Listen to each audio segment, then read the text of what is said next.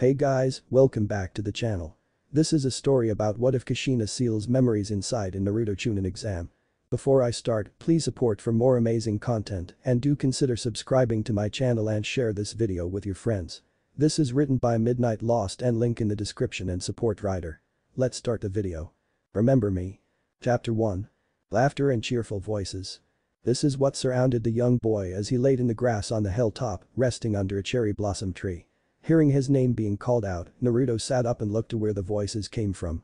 Seeing 5 bodies running towards them, all female. A blur of pink, blue, red, and black hair was all he could make out as they drew near. Giggling and laughing as they playfully pushed each other back to reach him first. Chan, Chan, Chan, Chan, Chan. He cheerfully called out to them as he stood up to greet the approaching girls. Though as they drew near, their faces became more and more blurry, making it so he couldn't make out what they looked like.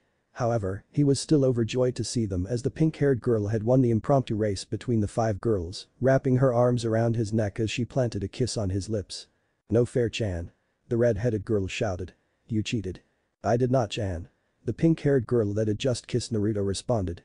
"We agreed that there were no rules. Which you took complete advantage of with your wind affinity." The blue-haired girl stated as she reached the group. "At any rate, your mother has sent us to tell you that tomorrow she will officially announce our engagement to you, Naruto-kun." "I'm so excited, Naruto-kun." A girl with long black hair exclaimed as she pounced upon the young blonde boy. "Me too."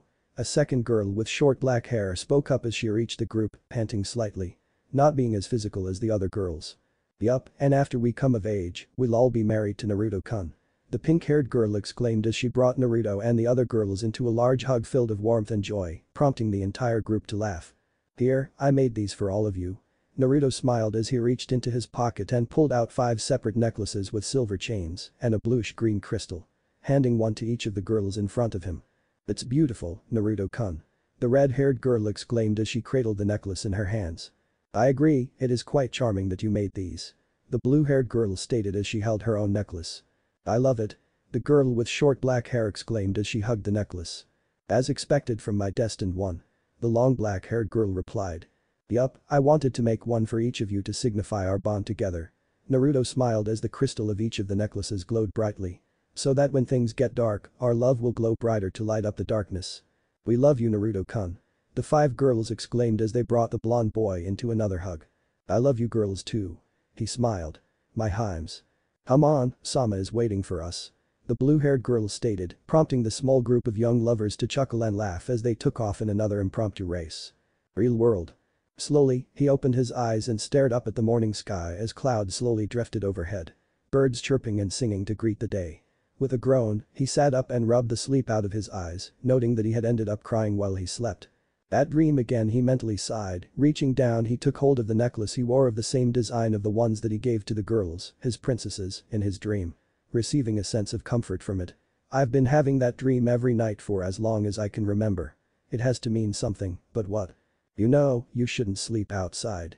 A soft voice sounded from just behind him, off to the left. Turning his head, he could make out a feminine-like figure wearing a pink kimono. "You could catch a cold." "Never been sick before." Naruto replied as he got up and stretched. "The name's Naruto, by the way." "Haku, a pleasure to meet you, Naruto-san." The now identified Haku greeted. "So, why were you sleeping out in this field?" "Bit of a disagreement with a snot-nosed, spoiled brat."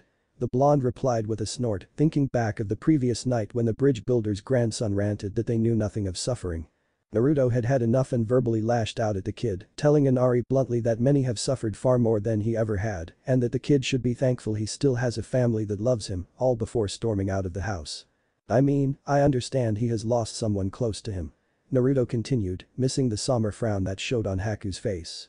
"But to assume that no one has suffered more than him." The kid didn't have to worry about the villagers of the village he lived in gathering to beat him within an inch of his life. To torture him for crimes he never committed and other reasons unknown to the blonde. Another thing Inari didn't have to worry about was when he was going to get his next meal. Sure, things were tight in Wave right now, but Tsunami always made sure there was food on the table. Naruto on the other hand had spent countless weeks rummaging in garbage bins, just looking for something decent enough to sate his hunger. "Life can be cruel to good people." Haku commented with a sense of understanding. "Why were you crying? Were you having a nightmare?" "No, not a nightmare. Nightmares are filled with fear, pain, and horror." Naruto replied with a frown before looking down at his necklace, firmly grasping it once more as he closed his eyes. This was I don't know what it was. It was filled with laughter and joy. Sounds like a pleasant dream, so why the tears? There were 5 girls. Naruto smiled slightly as he recalled the dream that had plagued every single night he could recall. Though from the corner of his eye, he could see a teasing smile on Haku's face, but ignored it. I couldn't make out their faces or hear their names. I could only make out their hair color and voices. But I know they were dear to me. The black-haired teen could only frown at this. It sounded like someone had messed with this poor boy's memories. Removing large chunks of the boy's memories, no doubt from his early childhood. It made the young teen wonder what the person responsible for this was hiding. Maybe it's a sign of what's to come, Naruto-san. Haku smiled, reassuring the boy. I highly doubt it unless I suddenly de-age by about 6 years. Naruto chuckled. Then perhaps it was a long repressed memory. Maybe. He frowned, not liking the implication of it. Though he couldn't argue with it either. Since everything before he was 7 years old was blank. He had asked the old man Hokage about this and was told that when he was younger, Naruto had fallen from a great height during one of his pranks and hit his head. He never really dwelt much on it, simply accepting what the man whom he saw as a grandfather figure had told him as the truth. Another reason the young blonde didn't ponder such things was due to the burning sensation that he would feel on the back of his neck. Though it felt like it was coming from inside of his body, causing him an immense amount of pain. Almost to the point he would pass out. That headband, are you a shinobi, Naruto-san? Haku asked, snapping the young blonde out of his thoughts. Yup. He smiled, adjusting his forehead protector. You must train hard then. I have to, if I want to be the Hokage of my village. The blonde replied with his trademark, foxy grin. That way, all the people who look down on me and treat me like dirt will have to acknowledge me. Haku could only chuckle at the boy's drive. Also, I have to fulfill a promise to someone. He added. Tell me, do you have someone precious? Haku inquired as he continued to pick herbs and place them in the basket. Naruto had to think about that for a moment as his right hand went immediately to the necklace he wore as a dull pain flared up in the back of his mind. There were only a select handful of people in Konoha he actually cherished and would go to great lengths to earn their approval. The first and foremost being his Jai, followed closely by Anko, an eccentric and sadistic woman just a few years older than him that he viewed as an older sister, and finally Iruka-sensei, along with the father and daughter duo at his favorite ramen stand. I suppose I do, even if they are not many. The blonde replied. That is good. Haku smiled. When you protect someone truly precious to you, that is when you become your strongest. Once again, at the word someone truly precious, Naruto's hand once again found itself wrapping around his necklace and once again, a dull pain in the back of his mind flared up. Causing the blonde to grunt slightly, bringing his hand up to his head to attempt to ease the pain. I agree. The blonde finally answered after the pain subsided, putting on a fake smile to hide his pain. I will train harder to protect those precious to me. Good. The black-haired teen replied as he stood up with the basket now full of healing herbs.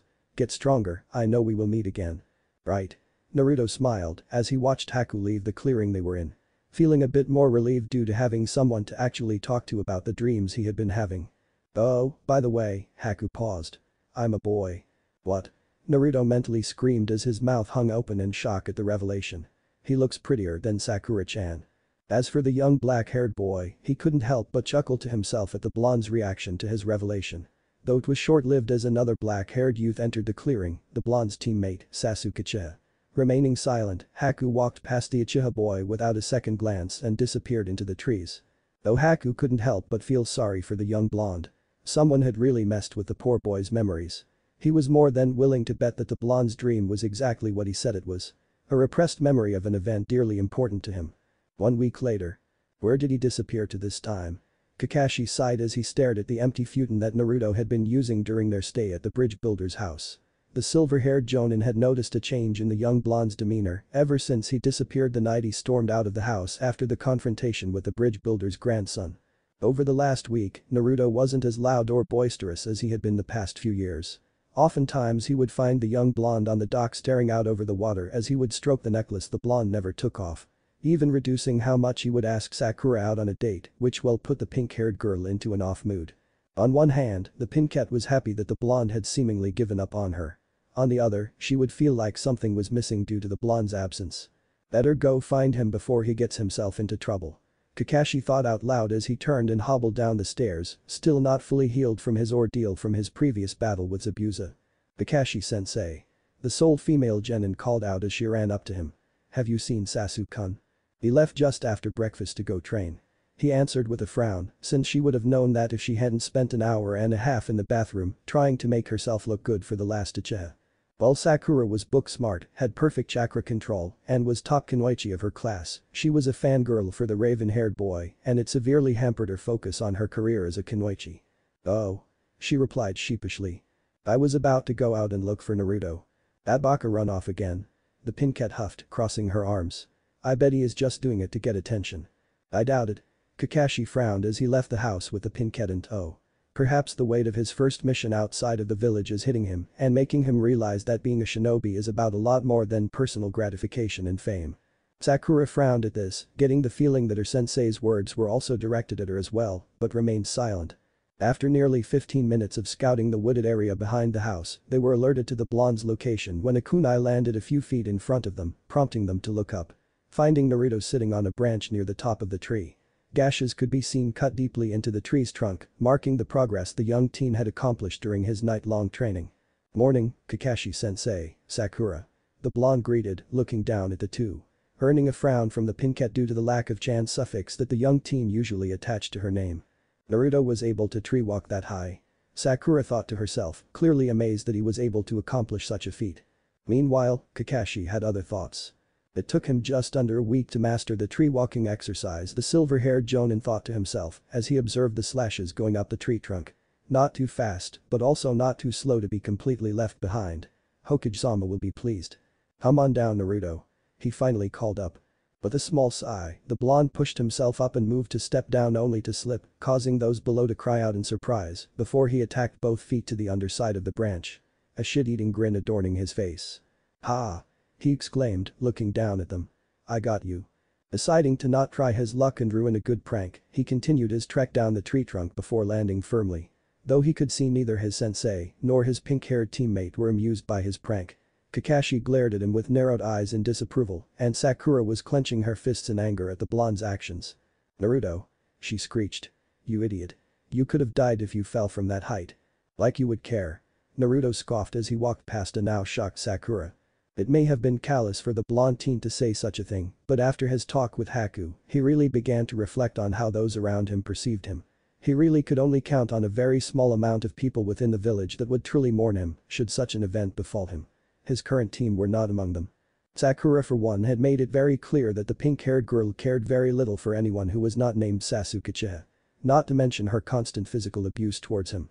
Lashing out at him for even the smallest of things, some of which he had nothing to do with and just had the misfortune of being in the general area of her.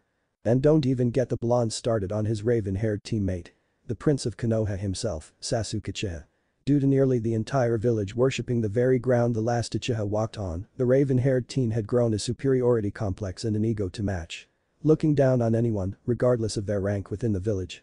Throughout the first few months of doing nothing but D-rank missions, Sasuke had repeatedly complained about doing what he dubbed servant work, doing as little as possible, while pushing a majority of the work off onto Naruto. Lastly, there was their Jonin sensei, Kakashi Haddock. At best, the lazy Jonin could be described as that, lazy. Though Naruto did have to concede that at least Kakashi was impartial when it came to him, but almost to a neglectful level as the masked Jonin had almost immediately shown favoritism towards the Uchiha. Naruto, that was uncalled for. Kakashi chastised, earning another scoff from the blonde. You know it's true, Kakashi-sensei. Not a damn person will give a damn if I die. He responded without even look back at his Jonin-sensei. Hell, I bet half the village would celebrate my death. Kakashi could only frown as the blonde made his way towards the house, while Sakura was shocked to receive such coldness from the blonde who had a crush on her. However, what really caught her off guard was how sure he sounded when he said the village would celebrate his death. Like he fully believed that the village would celebrate his death. As the two watched the blonde disappear into the trees towards the house, Sakura turned to Kakashi, as if to ask her sensei about what had just happened. As long as she had known the blonde knucklehead, she had never seen him act so melancholy before. He was always loud, obnoxious, and well, annoying. Well, what was that all about? She asked. Like I said earlier, Naruto is feeling the full weight of what it means to be a shinobi. As such, he has probably done away with any misconception of how people feel about him, no matter how misguided his feelings are. Was all the silver-haired Jonin replied with usual bored tone. Though on the inside, he was worried about the blonde genin. Not necessarily for his welfare, but the security of the village. I should report this to the Hokage as well. It won't do Konoha any good if our weapon is mentally broken, he mentally sighed as he pulled out his trademark orange book. I'll check the seals tonight, just to make sure they are still holding. On the other hand, Sakura felt a twinge of guilt. Knowing she was responsible for at least half of the reasons her blonde teammate felt the way he did. Sure, she didn't really try to get to know him, nor did she really pay attention to his introduction when they first became a team, but she really didn't want him to think she wouldn't care if he died. Perhaps we should at least try to get to know him a bit more, inner Sakura offered, picking up on her outer self's dilemma. I guess, I really don't want him to feel like no one will care if he died, the Pinkette frowned, though content in her decision to try and get to know her blonde teammate better. Great Bridge Battle, 1 week later. Naruto could only watch in shock and horror at the scene that played out in front of him. The blonde had arrived late, having slept in due to training late into the night the previous evening, only to be woken up by Tsunami screaming, as 2 of Gato's thugs had arrived at the house to kidnap the bridge builder's daughter, to hold her as ransom, to ensure the old man's surrender, and to perhaps use the poor girl for other means of entertainment. To complicate matters further, Inari had rushed to save his mother, nearly getting killed himself had the blonde teen had not acted. Wasting no time, Naruto had quickly subdued the 2 goons and tied them up to ensure they didn't escape before joining the rest of his team at the bridge. Now, he could only stare as the body of Haku fell lifelessly to the cold hard concrete of the bridge. Finally being overwhelmed by the sheer amount of numbers of Gato's thugs. The fat, greedy man had decided to double-cross Zabuza and Haku to prevent from paying the 2 missing nin. Zabuza fell soon after, unable to overcome the remaining numbers despite fighting like a demon and dispatching a fair chunk. Having already been previously severely injured from his fight with Kakashi. The 2 biggest obstacles out of his way, Gato began to instruct what was left of his army of goons to dispose of the males and capture the females to be broken in later before selling them off. Hearing this, something deep within the blonde had snapped as red chakra began to surge around his body. Being barely aware of his surroundings as rage consumed him, he heard what sounded like 2 popping sounds that came from the base of his neck. Releasing a primal roar, Naruto charged forth with reckless abandon. Using the red chakra swirling around him to tear through the remaining thugs, who were now trying to run over each other to escape the raging blonde. His once blue eyes now red with black slit pupils, giving the blonde teen a truly demonic look. Many had attempted to beg for mercy, but their cries fell upon deaf ears as the blonde genin slaked the bridge with their blood. Beto stood frozen in fear where he stood. Unable to move or cry out as he watched his men get massacred by one boy. A boy who now stood before him, glaring down on the pudgy man with contempt and fury. DP please. Gato fell to his knees. I'll give you anything York. He never got to finish as the red chakra swirled around him and ripped him apart. Throwing his severed limbs in all directions. Once done, Naruto turned to look towards the remaining conscious members of his team before bending over and clutching his head in pain before his eyes rolled back into his head and he collapsed on the ground. Well, what just happened, Kakashi-sensei? Sakura stammered. I don't know. Kakashi replied, keeping his Sharingan active as he cautiously approached the still form of Naruto. Not noticing the subtle glow on the back of the young blonde's neck. Naruto's mindscape. Slowly, Naruto opened his eyes to take in his surroundings. Sitting up, his hand went directly to his necklace, ensuring it was still there. Letting out a sigh of relief upon finding it, he looked around.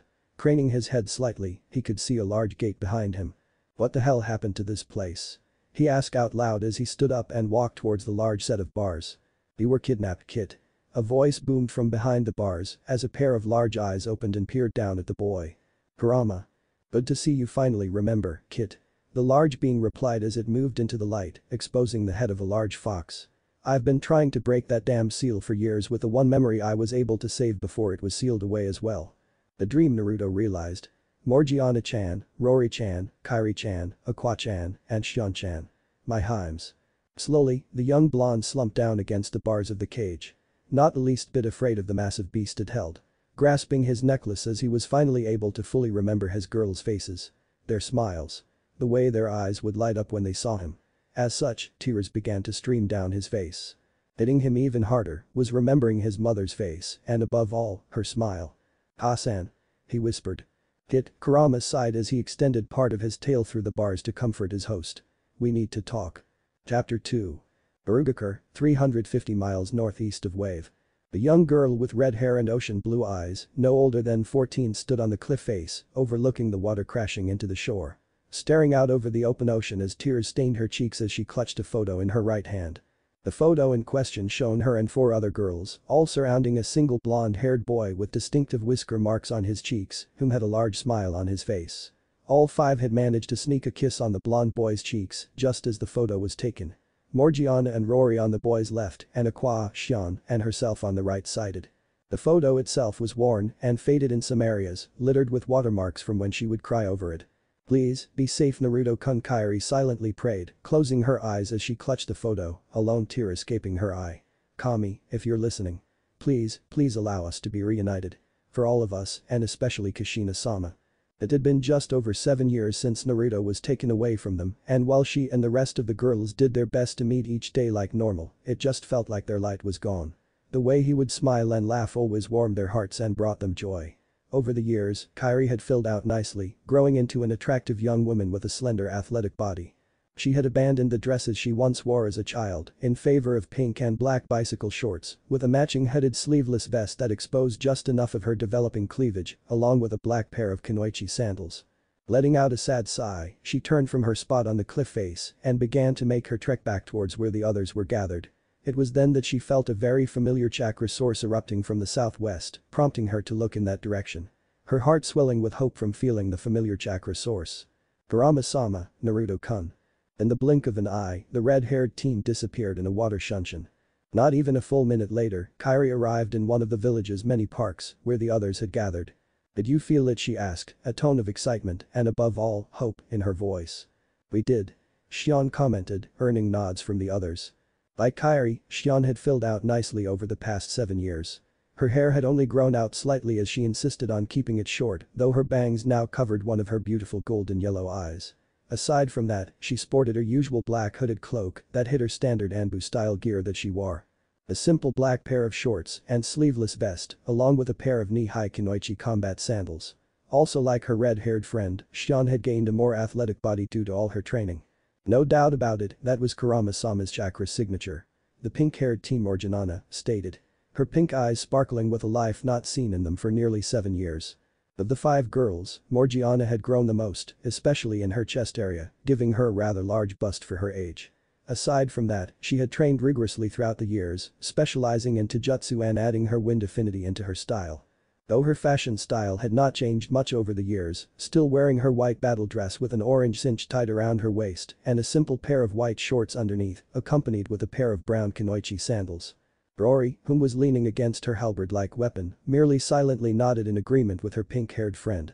A sense of excitement bubbling up inside her, as well as hope. Hope that she and her other soon-to-be sister wives would be reunited with their loved one.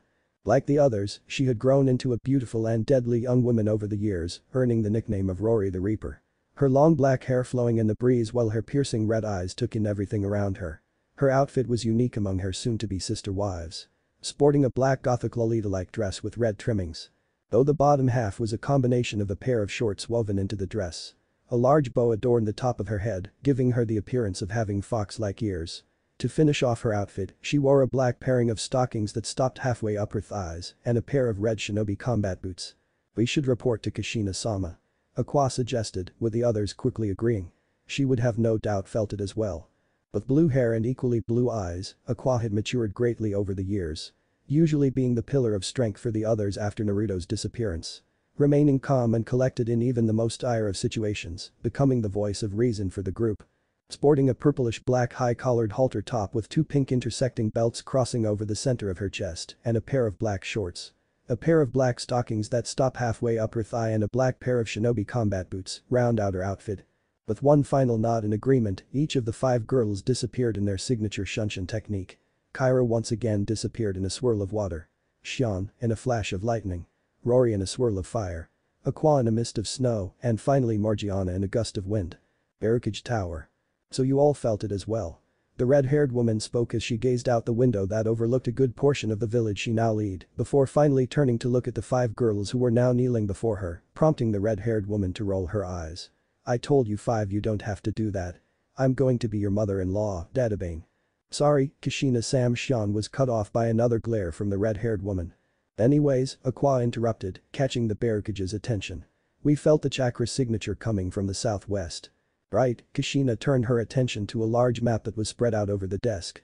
Upon feeling the Kyuubi's chakra signature, the red-haired woman knew the 5 girls would soon arrive and had prepared accordingly. And according to the map, the most likely place it could have originated from is Wave Country. As if to emphasize her point, Kushina had made a line with her finger from the location of the island their village was on and dragged her finger down diagonally until it reached where the small island Noah's Wave was located. "We're going to go find him and bring him home, right?" Morgiana inquired, which prompted the other 4 teens to look expectantly towards the barricade. Kushina sighed before addressing the 5. "Your mission is to go to Wave, talk to the villagers there and get what information you can. Afterwards, you are to return here to report your findings, no matter how bad they may be." Kushina instructed, receiving a nod from each of the girls in front of her. "However, I stress that you keep your hopes tempered. My Sachi may not be there when you arrive. But, if he is there, bring him home." "Understood, Kushina-sama." Kyra replied with a small bow of her head, prompting the others to do the same. "You leave early tomorrow," the redhead village leader stated. "Now, go and pack and prepare yourselves." Bidding their goodbyes, the 5 departed the office to prepare for their mission. A mixture of excitement, hope and a little bit of fear simmering between all of them. Leaving the red-haired woman alone, who finally collapsed in her chair and laid her head down on the desk. A lone tear escaping her eye. "Please, be safe Sachi and come back home, please," she silently prayed, lifting her head up to gaze out over the village once more from his desk. Wave Country. The young blonde teen stood silently over 2 marked graves, one of which was identified with a mask and the other with a massive sword being used as a gravestone. Saying a silent prayer in hopes that the 2 fallen shinobis would find what they desired in the afterlife. Reluctantly, Kakashi had allowed him to give the 2 a proper burial, using their personal items as grave markers.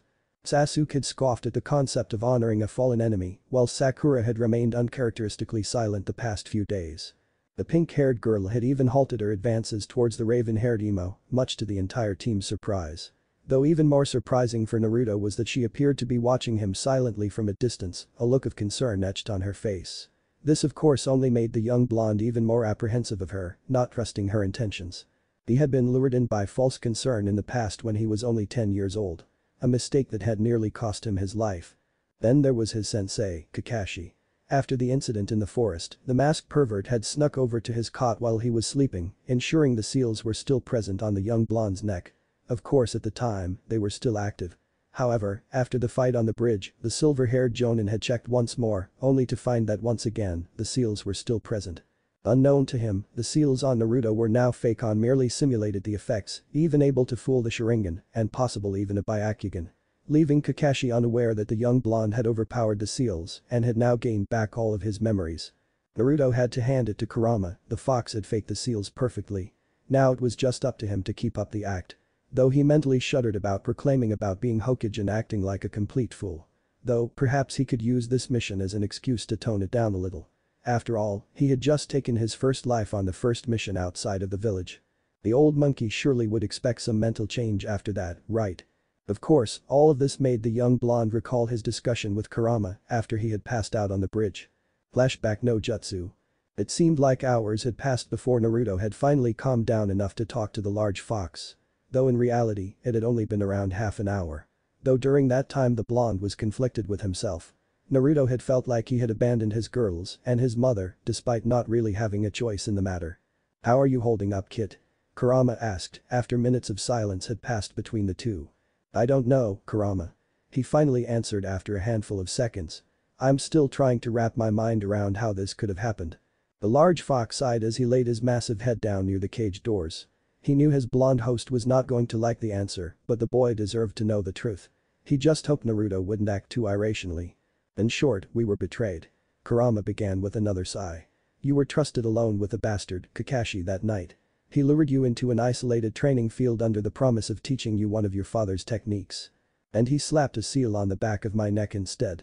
Naruto growled, "Remember the events of that night?" "Yeah. Except I know he didn't make the seal." The fox stated with narrowed eyes. "That seal was from a Fuinjutsu grandmaster and there is only one who would be stupid enough to invoke your mother's wrath. That perverted bastard." The blonde clenched his fists before slamming them down into the water in anger. "It was bad enough with him perving on my hymes, but to betray my mother and father like that. I'll rip his balls off and shove them down his throat. You'll be lucky to get a chance once your mother finds out." Kurama laughed as he imagined the horror the red-haired woman would unleash upon the perverted toad sage. She wasn't called the Crimson Death for nothing. This of course earned a small chuckle from the blonde, like the large fox behind him, he was imagining different scenarios his mother would put the old fool through. "So what now?" Naruto finally asked.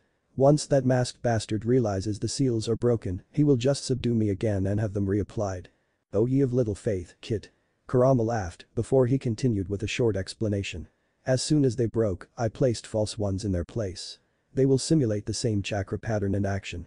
Also, now that I am aware of their intentions, I can block further seals from working as they should.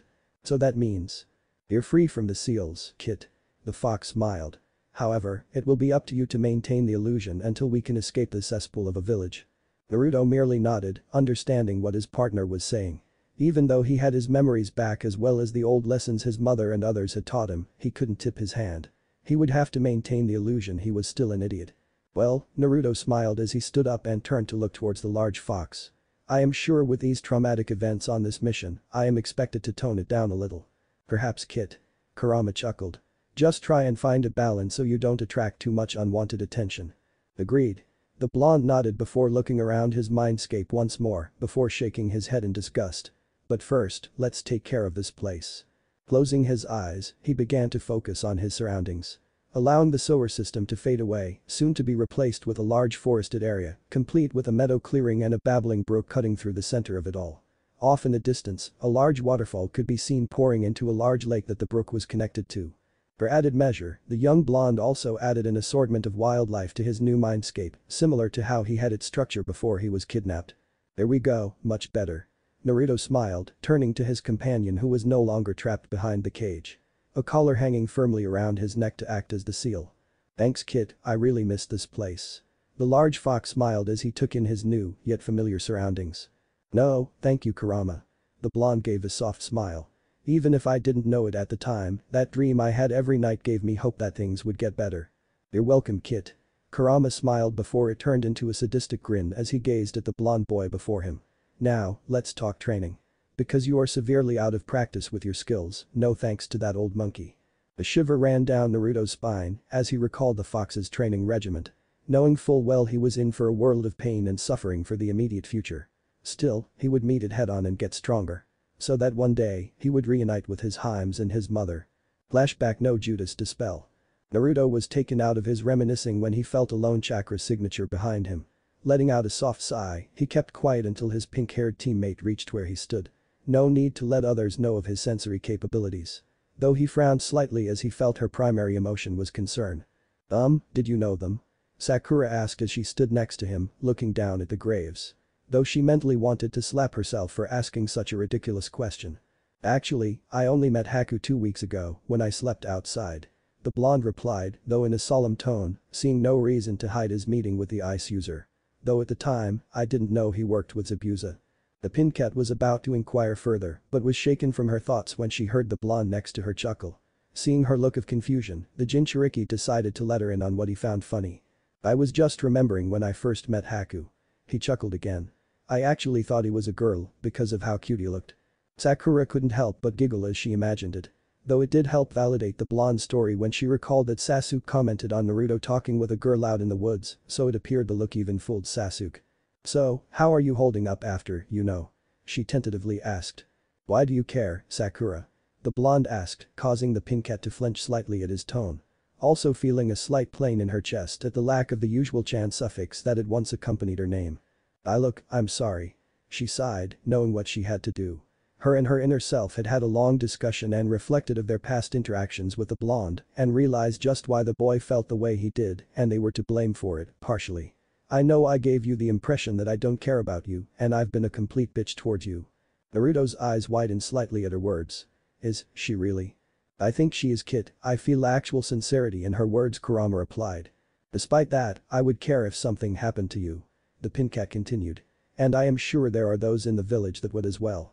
"Very few would." Naruto replied automatically, causing Sakura to frown slightly. "And one of them wouldn't be for the reason she thinks." "And anyways, Kakashi-sensei wanted me to tell you that we will be returning back to the village in 2 days, once the bridge is finished." Sakura stated and turned to leave the blonde-haired genin alone. Though the pincat was a little disheartened that the discussion didn't carry on for as long as she had hoped it would. She truly did want to make an effort to actually get to know him, instead of just ignoring him like she had in the past. Thank you, Sakura. Naruto finally spoke, though not turning to face her. Hearing this, a small smile formed on the Pinkette's face before she ran off to rejoin her sensei and perhaps ask Sasuke for a date once they got back to the village. Konoha, 4 days later. Kakashi let out a quiet sigh as he thought of the report he was going to have to deliver to the Hokage. First and foremost was the event surrounding the Jinchuriki. In between the blonde's shift in attitude during the tree-walking incident, which had affected his pink-haired student. He had checked the seals that night and was relieved to find them still in place, which only reaffirmed his earlier excuse to Sakura that the stress of the Jinchuriki's first mission outside the village had forced him to reevaluate certain aspects in his life. Of course the villagers, with the way the villagers had treated the boy, the masked jonin, wasn't surprised that the blonde was finally starting to take a more cynical outlook on those around him. However, it needed to be curbed a little so the boy would remain docile and loyal to the village.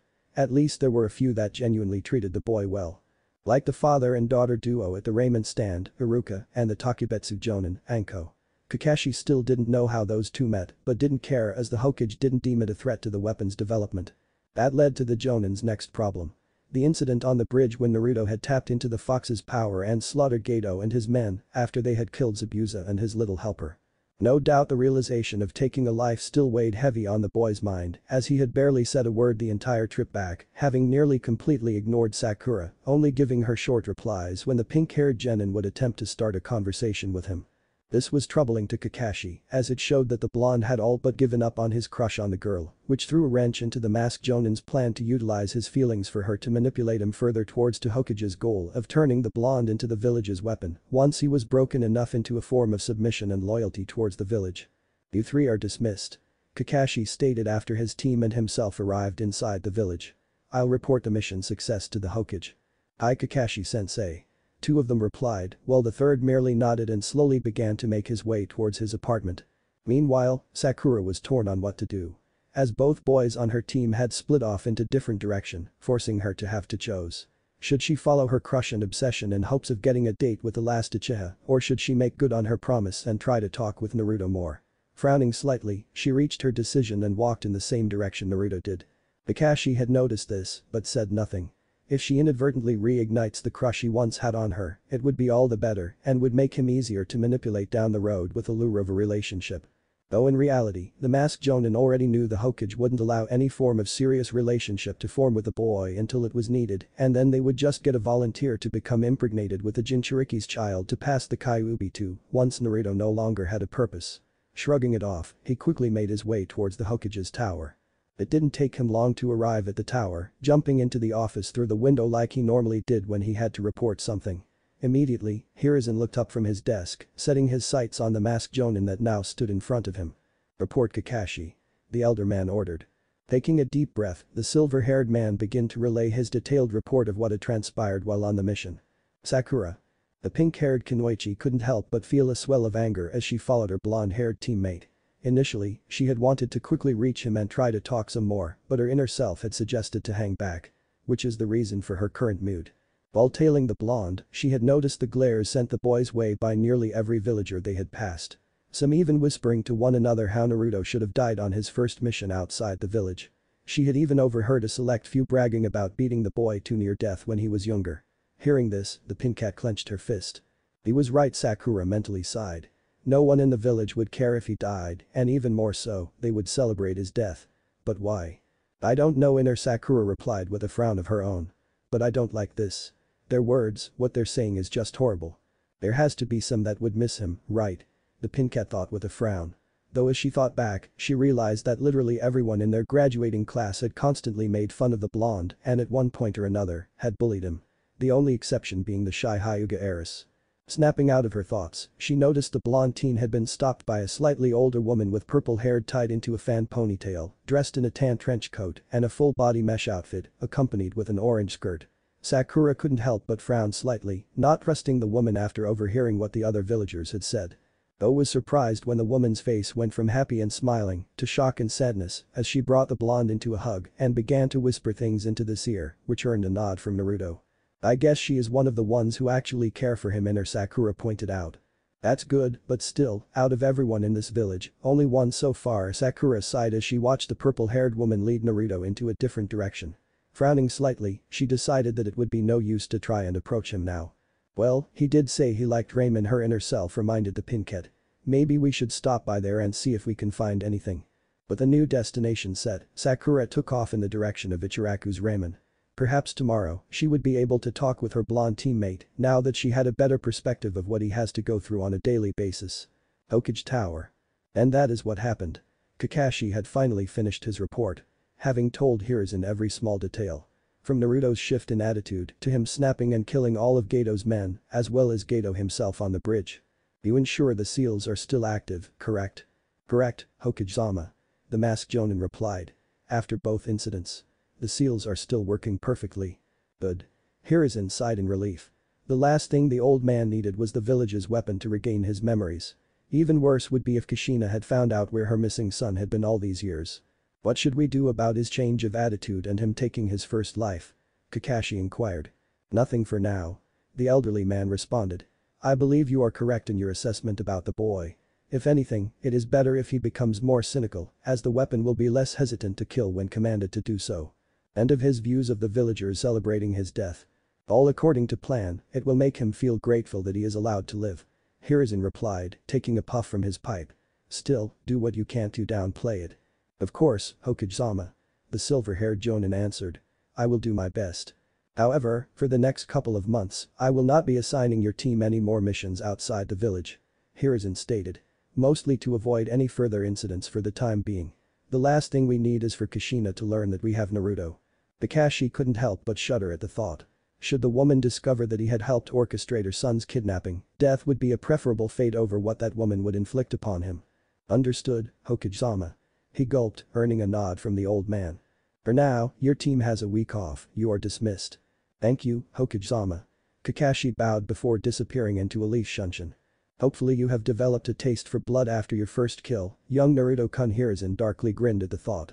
Because once you have fully submitted to me, I will turn your power towards your home village, making Konoha the strongest of all the hidden villages. Wave Country, 2 days later. The 5 teenage girls had not been in the best of moods.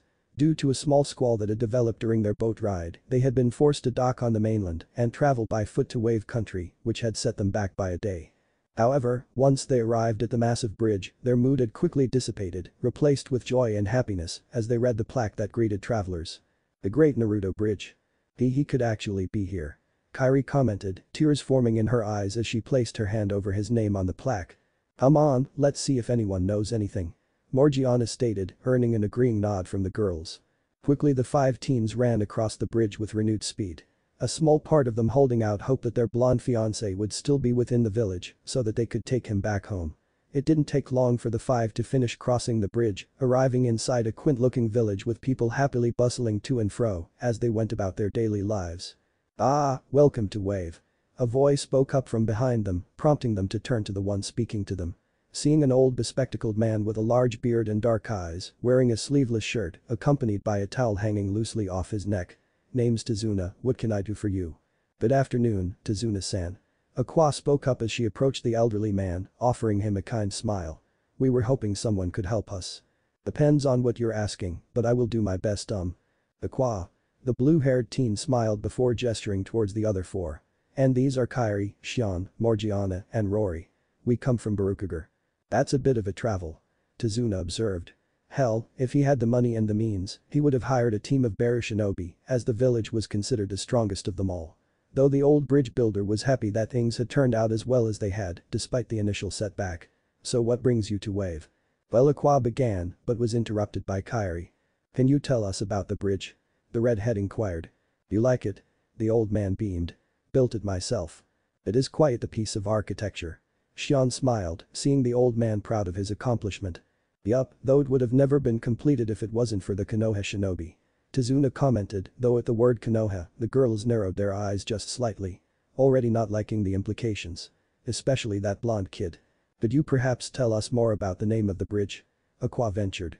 You mean Naruto? The old bridge builder questioned, adopting a thinking pose as he struggled to remember the blonde's last name. Yuzuka's Uzumaki. Uzumaki perhaps? Rory offered. That's it, Naruto Uzumaki. Tazuna smiled. Good boy, really helped our village reclaim our hope. That is why we named the bridge in his honor. Is he?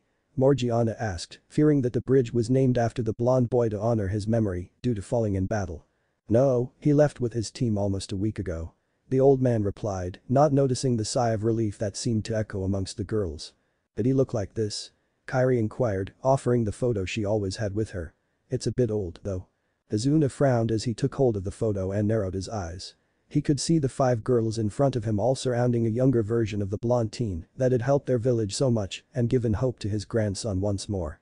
The old bridge builder could clearly see the boy, along with the girls, were extremely happy the day of the photo. Not the lonely teen that had left no more than a week ago. Why don't we continue this conversation back at my house? The old man sighed, already seeing the writing on the wall. My daughter will also be able to answer your questions. Nodding, the 6 of them quietly made their way through the village until they reached a small house at the water's edge. Opening the door, he invited the 5 in before entering behind them. Tsunami. He called out. I'm home and we have guests. Humming. A feminine voice called out from the kitchen before the owner of the voice stepped into view. Seeing the give girls that had accompanied her father, she gave a polite bow and welcomed them to her home. These girls are looking for Naruto. Tazuna informed his daughter with a serious look in his eye. Oh, how come? The brunette inquired as she led the group into the dining room, waiting for each of them to claim a chair to sit in. Well, we're kind of his fiancés. Aqua chuckled, earning a surprised gasp from the bridge builder's daughter. With a nod of approval from Kairi, Tazuna passed the photo the redhead had given him to his daughter. As she gazed down at it, an expression of realization had washed over her face as she silently passed the photo back to the red-headed teen. 7 years ago, he was kidnapped from our village. Morgiana informed the father and daughter, causing the old man's eyes to narrow. Meanwhile, Tsunami bowed her head in acknowledgement. And with what we have learned, we now know who took him. Shion finished, with a slight scowl. Meanwhile, Rory was clenching and relaxing her fists in anger at what they had learned, with Morgiana adopting a similar train of thought and desire to go to Konoha and smash the village to pieces and bring back their lover. But why? Tsunami inquired. Why would Konoha kidnap him? Frowning, the 5 girls looked to one another before Aqua let out a small sigh and looked the bridge builder's daughter in the eye. Naruto-kun is the Jinchuriki of the 9-tailed fox, Kyuubi.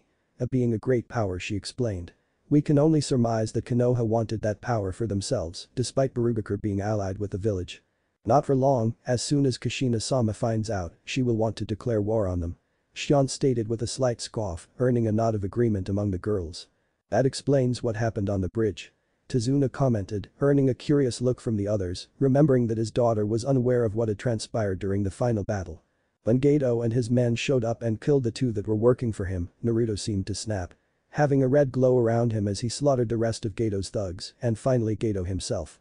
Hearing this, the girls gasped in surprise and in mourning. That their fiancé had to deal with his first kill alone. They could only hope that Kurama was able to comfort the blonde in their place. We should probably head back and inform Kushina-sama of what we discovered here. Morgiana offered as she stood up from the table. It's going to be dark soon. Tsunami informed the pink-haired teen. Why don't you girls stay here the night and head out first thing in the morning? That would be appreciated, Tsunami-san. Aqua replied. Very well. The brunette smiled. I will show you to the spare room. Barugakur, 2 days later. Did you find anything? Kushina asked as the 5 girls entered her office. We did, Kushina-sama. Shion answered. And you're not going to like it. What am I not going to like, Shion-chan? The red-haired Baruchage inquired, narrowing her eyes slightly, feeling a sense of anxiety swelling up inside her. Konoha has Naruto-kun. Rory blatantly stated with a scowl. What? It's true, Kushina-sama. Aqua sighed. When we arrived in Wave, we met an old bridge builder whom had recently hired a team from Konoha. With that team was Naruto-kun. Slowly, the blue-haired teen relayed all that they had learned on their trip to Wave Country about Naruto. Neither of the women in the room could resist shedding a few tears that the blonde had to go through his first killing almost completely alone. Though the red-haired village leader was happy to hear that her son had a bridge named after him, to honor him. Did you learn who was on this team from Konoha? Kushina inquired. Yes ma'am. The blue-haired teen replied. It was Team 7, comprised of Naruto-kun, Sasuke Uchiha, and Sakura Haruno. Led by Kakashi Haddock. At the Jonin sensei's name, Kushina had shattered the corners of her desk where she was gripping it, causing the 5 girls to jump slightly. That bastard. She seethed. It was no coincidence that the masked Jonin was on the same team as her son and not recognize him. Not to mention, Kakashi was the last person who had seen Naruto before he had disappeared that fateful night. It became clear that her late husband's former student had a hand in her son's kidnapping. What should we do, Kushina-sama? Kairi asked. We should go to Konoha, smash in their gates and bring our beloved back home. Rory exclaimed, slamming her halberd down, creating cracks in the floor. No. Kushina replayed in an eerily calm voice. Contrast to her actions just seconds before. But Kushina-sama, they have Naruto-kun. The long black-haired teen argued. I know, Rory-chan, I know. Kushina sighed as she sat back down. Next month, Konoha will be hosting the chunin exams. You 5 will be entering. But we're already chunin. Shion pointed out, confused at where her soon-to-be mother-in-law was going with this. Though their rank was in name only, as in terms of actual combat prowess and technique, they were all at least mid to high jonin. Konoha is unaware of your rank, so it is the perfect guise. Kushina stated. The main objective is going to be to find Maisachi. However, you must wait until you have entered the village and assess the situation. There is a small chance that the old bastard won't let Naruto-kun compete. Of course, Kushina-sama. Morgiana replied. We'll prepare for the exams and train hard to bring Naruto-kun back home with us. Very well. She smiled. I know this has been difficult, but soon, he will be back with us where he belongs, and Konoha will pay for their transgressions. One by one, the 5 girls departed the office to prepare for the next month. Aiming to train extra hard to ensure their blonde lover returns to their arms once more and to never let go. Though Rory and Morgiana still hope to dish out some forms of revenge against the cesspool of a village. Chapter 3. Konoha, 1 week later. Sakura let out a sigh as she approached her team's usual training ground. It had been exactly 1 week since they had returned to the village from their first C rank mission that had turned into an A rank, and throughout the entire week, she had been unable to even find Naruto at all. It was like he had completely disappeared into thin air. It was also concerning to her that her blonde teammate had not frequented the ramen stand either, which of course caused AM to worry as well. During the Pinkette's week-long break, Sakura had begun to frequent the ramen stand more and more, somewhat breaking her diet after her initial visit to the stand the day they had returned to the village. However, now she could understand why her blonde teammate loved the stuff. Though what she had learned from the ramen waitress when she inquired about Naruto still haunted her dreams at night, as AM had reluctantly explained a rather brief history about the blonde boy. The nights her and her father would find him bloodied and beaten in an alleyway, left to die. How for every year, for the past 6 years on the boy's birthday, her and her father would close down the shop and search the streets for the blonde. Each time dreading what condition they would find him in.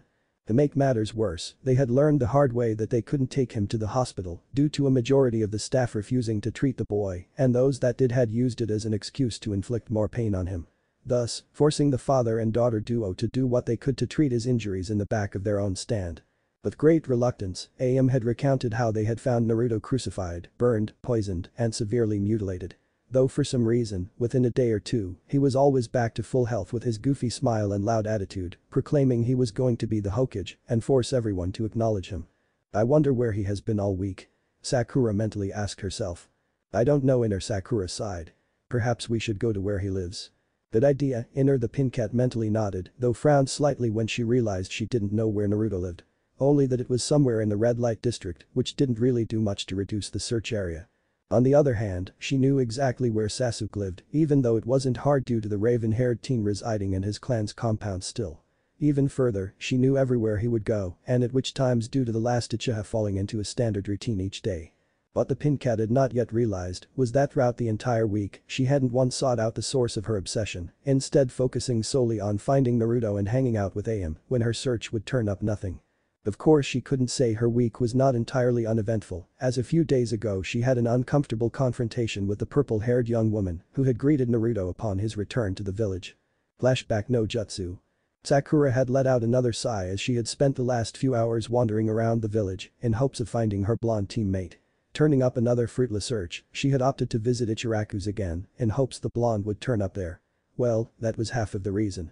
She had yet to admit it to herself, but she had immediately grown to love the ramen from the stand. Not paying attention to anything in general, the Pinkette rounded the corner before feeling a slight pain at the base of her neck before her world turned black. Vaguely feeling someone pick her up and carrying her off into some unknown direction to her. Nearly half an hour later did the young Pinkette return to the world of the living, only to find herself tied to a tree out in the middle of the forest. Quickly snapping her eyes open, she frantically began to look around her surroundings in an attempt to get her bearings. Ah, you're finally awake. A feminine voice spoke up from just behind her, just enough that they remained out of sight. Where am I? She asked, only to receive a sadistic giggle. You're in my personal playground, Pinky. The voice replied, getting closer to her. Well, what do you want? I want to know why you've been looking for my Naruto-kun. the purple-haired snake mistress stated, rounding the tree the girl was tied to and standing in front of her. Playing with the kunai that she held in her hands. "Well, what?" was the Pinkette's intelligent response. "I didn't stutter, Pinky." Anko retorted, narrowing her eyes towards her prisoner. "Why have you been looking for Naruto-kun? Aren't you supposed to be a fangirl for that duck-ass emo?" I want to be his friend." The Pinkette replied in a soft voice as she hung her head, ignoring the jab at Sasuke. Though loud enough for the snake mistress to hear, causing to narrow her eyes even more. "And why the change of heart?" Anko inquired. "As I recall, you were a bitch towards him throughout the entire academy and even after you were put on a team together. Don't know why the Gaki had a crush on you when he could have done so much better." Sakura could only wince at her words and the coldness in her voice, as well as a slight pain in her chest when the snake mistress told her that Naruto could have done better than her in terms of girls to be interested in and have a crush on. "He doesn't have a crush on me anymore." She all but whispered in sadness as the tears threatened to fall from her eyes. She didn't know why, but it hurt her to the core that she was no longer Sakura-chan to the blonde. Now, she was just simply Sakura. "Good, maybe hope for the Gaki yet." Anko replied with no shame nor care if she hurt the Pinkette's feelings. "But that still doesn't answer my question, why the sudden change of heart?" "It was something he said to me during our mission." Sakura replied, lifting her head to look the snake mistress in the eye. "And I want to prove him wrong. I want to show him that there are others who care for him." Silence hung between them as Anko stared back at the pink-haired girl. She had already known all of this from her talk with Naruto when she had taken him aside to comfort him about taking his first life, all the while cursing Kakashi for not doing his job as the boy's sensei. Something about the masked Jonin had always rubbed her the wrong way. Though to hear the Pinkette openly admit it without making any excuse truly surprised her. With a quick flick of her wrist, the snake mistress shot the kunai she was playing with towards the pink-haired girl, causing the poor girl to gasp in horror before the kunai embedded itself into the tree just to the side of her, effectively cutting the ropes that bound her. Freeing her in the process. Though Sakura didn't have much time to enjoy the freedom as Anko was quickly upon her with another kunai in hand, pressed firmly against the Pinkette's throat. "Maybe there is hope for you yet, but mark my words, Pinky." The snake mistress hissed. "Naruto-kun is someone extremely precious to me, and if I hear of you hurting him in any way, consequences be damned, they will never find your body. Understand?" Sakura did the only thing she could do and silently nod. "Good, now get out of here." Anko ordered, placing her kunai back into her holster. "Exit is that way." Sakura didn't need to be told and quickly took off in the direction the snake mistress had pointed towards. Not wanting to risk the snake mistress's wrath or ire. Flashback no jutsu to spell. The Pinkette still shuddered at her run-in with the snake mistress, knowing full well that the purple-haired woman would make good on her threat. Shaking herself from her inner musings, Sakura took the chance to look up as she entered the training ground and to her surprise, found Naruto leaning back against one of the 3 large posts, reading what appeared to be a scroll of some kind. For some unknown reason to her, she felt happy and almost excited to see him again. "Good morning, Naruto." The Pinkette greeted a bit timidly as a small part of her was nervous, having not seen him in a week. At first, the blonde didn't reply, causing the Pinkette to frown before he rolled up a scroll he had been reading and turned to meet her. "Morning, Sakura." He greeted in return, though she still winced at the lack of chan at the end of her name. "We've always wanted him to leave us alone and stop pestering us for dates, and now that he has it just feels like something is missing," Inner commented in a depressed tone. "I know, brings a whole new meaning to the phrase be careful what you wish for, doesn't it?" I haven't seen you all week." She tentatively commented, earning a raised eyebrow from the blonde. "I've been busy," was all Naruto responded with, though it wasn't a lie. Kurama had set to work on the blonde's training right away, focusing on Fuinjutsu, knowing a particular seal that would give the boy some freedom to move around without worrying about the old monkey spying on him, as both knew the Hokage had kept watch over the boy through that crystal ball the old man kept in his office. Fortunately, the fox knew the one weakness the crystal ball had. It focused solely on a single chakra signature. In Naruto's case, it was the fox's. So Kurama had come up with an ingenious idea to throw off the old monkey. A simple combination between a blood clone and a chakra seal. It had taken a bit of trial and error for the blonde to get it down right, with the right mixture of chakra into the blood to form a fully functional and sentient copy of himself that was far more durable than a standard shadow clone. That being done, the Kyuubi had then pushed a large amount of his chakra into the blood clone to ensure the crystal ball would focus on the clone and not his actual vessel. Lastly, Naruto had placed a seal on himself once he had perfected it, which had a sort of chakra dampening effect, making it near impossible for sensors to focus in on his chakra signature unless he released far too much of it within a sensor's range. Fortunately, that was no issue during his later training towards the end of the week, as Naruto had secluded himself in the Forest of Death. Though he mentally shuddered when Anko would eventually find out that he had been training in her playground without her. "I see," was all Sakura replied with as she sat down on the other side of the post, awaiting the final two members of their team. Though she already knew Kakashi was going to be late again, as he always was. As silence hung between the two, Naruto had once again pulled out the scroll and began reading over it once more. It wasn't anything special, just a scroll about improved chakra control exercises and other things he could do to increase the control over his massive chakra reserve.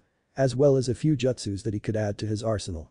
Normally, he wouldn't have been able to gain access to such a scroll, as the library, just like countless other businesses within the village, would refuse him access. Despite it being illegal to refuse a Konoha shinobi service. However, a simple henge had solved that issue, and with his blood clone wandering around, it had been easy to fool the librarian and various other shops. Allowing the blonde to get what he required and to actually have some actual home-cooked meals. Not that he didn't like ramen, hell, he loved the stuff, but for the first time in 7 years, he was able to enjoy a dish of an old recipe his mother would make them, thanks to Kurama's help of reciting the recipe to him. Though he knew he would have to make it up to AM for not coming by the ramen stand all week. No doubt worrying about him, with their past experiences of him being hunted down and attacked. This of course caused him to frown slightly. The blonde didn't like it when those who he held close were worried or in pain. "We should stop by after training today," Kurama put in, sensing the thoughts his container had. "You know that girl sees you as a little brother." "Yeah," the blonde mentally agreed. Another half hour passed between them in silence, while Naruto continued to read from his scroll.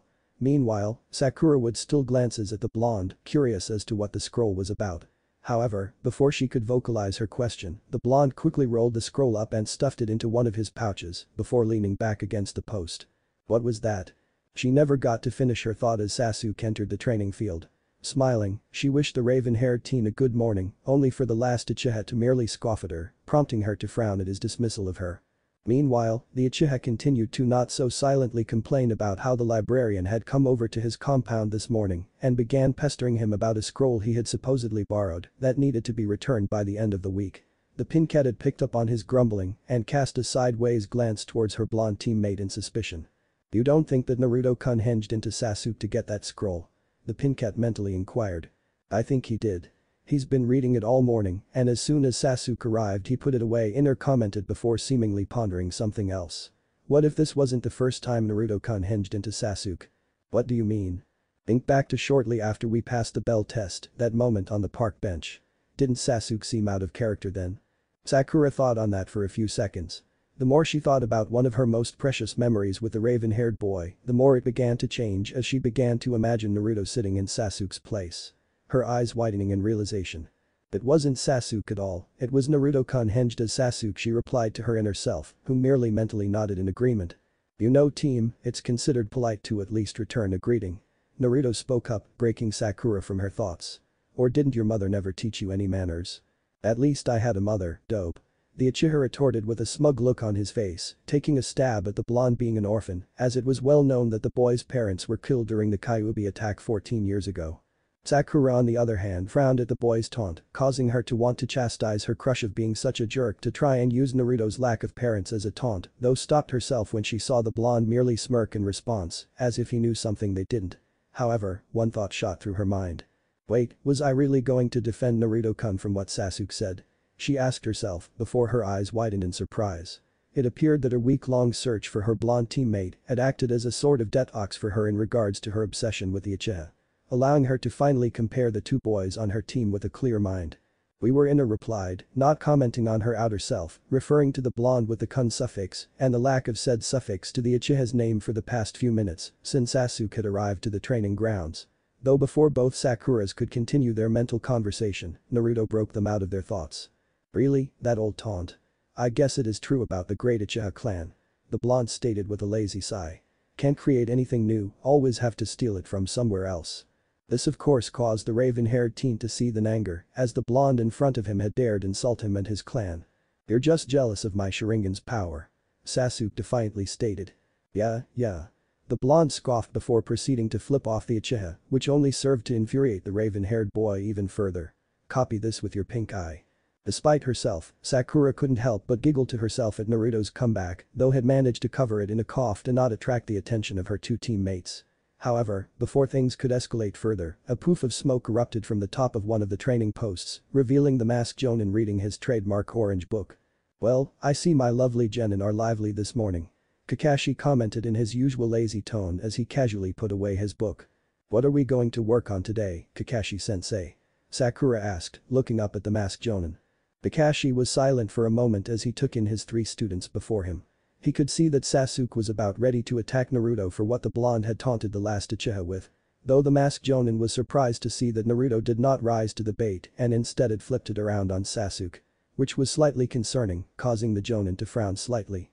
Normally Naruto would have lashed out at Sasuke, but instead he remained calm and had managed to get under Sasuke's skin, he thought to himself, before turning his attention back to the rest of Team 7. "Today we will be working on individual exercises," Kakashi stated with an eye smile as he produced 3 scrolls. "Naruto, I want you to practice the leaf-cutting exercise. Sakura, with your precise chakra control, I want you to focus on medical ninjutsus." Naruto said nothing as he took the scroll that was offered to him. Mentally scoffing at how badly the silver-haired man hid his agenda. Sure, if he was still under the effects of the seals, the blonde would have ate it up that this was actual training. Now though, he saw it for exactly what it was. Stunting his growth to keep him from growing too strong, in case he needed to be put down. I better struggle all day with this, just so he doesn't get suspicious, the blonde thought to himself, earning a mental nod from the large fox. "What about me?" Sasuke demanded, looking to the masked Jonin. "I have some jutsus for you to work on," Kakashi replied with an eye smile. "So you will come with me?" "Sakura, Naruto, stay here and work on your own exercises." "Aye, Kakashi-sensei." Both replied. Kakashi watched as Naruto made his way over to the tree line at the edge of the training field and began to gather leaves required for his exercise, while Sakura stayed near the training posts. Satisfied that the two had begun with their respective scrolls, the masked Jonin led the last Uchiha to the very far end of the training field, well away from the other two. "And wait to stick it to that bastard," Naruto thought to himself, imagining various ways to punish the silver-haired bastard.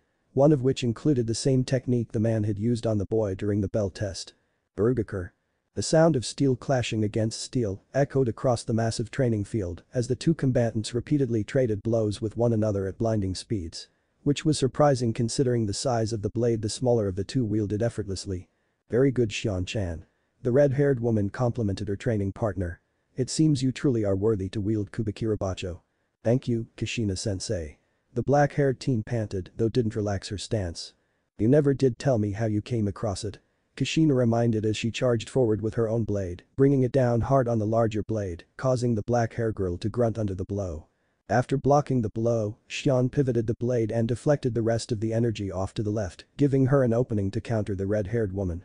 Seeing the opening, the black-haired girl charged forward only to suddenly halt her attack as her instincts told her to jump back. Wisely listening to them, she narrowly avoided a second attack from the red-haired woman, whom had shifted her blade into a reverse grip position, using the momentum of the deflection to spin her around in the air. Skillfully, Shion landed a good 6 feet away from where she once was, her massive blade poised in a defensive position. "Very good, Shion-chan, very good." Kushina praised as she moved into a relaxed stance, causing the black-haired girl to frown, seeing that their training session was coming to an end. "I can still go on, Kushina-sensei." Shion protested, not wanting to stop training. She had to get stronger to bring Naruto back home. However, her body betrayed her as it gave out, causing her to fall to one knee. "Shion-chan." Kushina sighed as she walked over to the downed teen and placed a reassuring hand on her shoulder. "No one wants my Sachi back more than me, believe me. But it won't do you or him any good if your body is broken because you don't know when to stop and allow your body to heal." Shion could only look down at the ground, tears forming in her eyes as she reflected on her soon-to-be mother-in-law's words. Nodding in understanding as she raised her head to meet the red-haired woman's eyes. "By this time next month, Naruto-kun will be back home where he belongs and we will have a large celebration for his return." Kushina smiled, bringing the black-haired teen into a hug, calming her down before the girl's emotions got too out of control. "We will continue training in 2 days. In the meantime, rest and allow your body to recover." "Hi, Kushina-sensei." Shion panted, rubbing away the tears that had stained her cheeks. "Now, you never did tell me how you came to wield Kubikirabacho." "Well, it was when we were leaving Wave Country." Shion began. Flashback no jutsu. Having bid their farewells to Tsunami and her family, the 5 girls had set off towards the docks to secure a boat back to their home village. Eager to tell Kushina the news that they had finally found where Naruto was and get him back. As they made their way across the small village, returning greetings to the various villagers, Xian had suddenly stopped and looked off in what appeared to be a random direction. "You okay, Xian-chan?" Kairi asked, seeing her friend and future sister-wife stop. Not saying anything, the short-haired girl took off in the direction she had been staring in, prompting the others to follow after her. Not understanding why their friend had suddenly taken off without a word. After only a handful of minutes running, they found their answer as Xian had stopped in front of two fresh graves. One of which had a broken mask and the other a massive sword impaled into the ground. "Naruto-kun dug these," Aqua stated as she approached the two graves, causing a wave of sadness to wash over the girls, followed by further spite towards the masked jonin that was supposed to be their beloved sensei.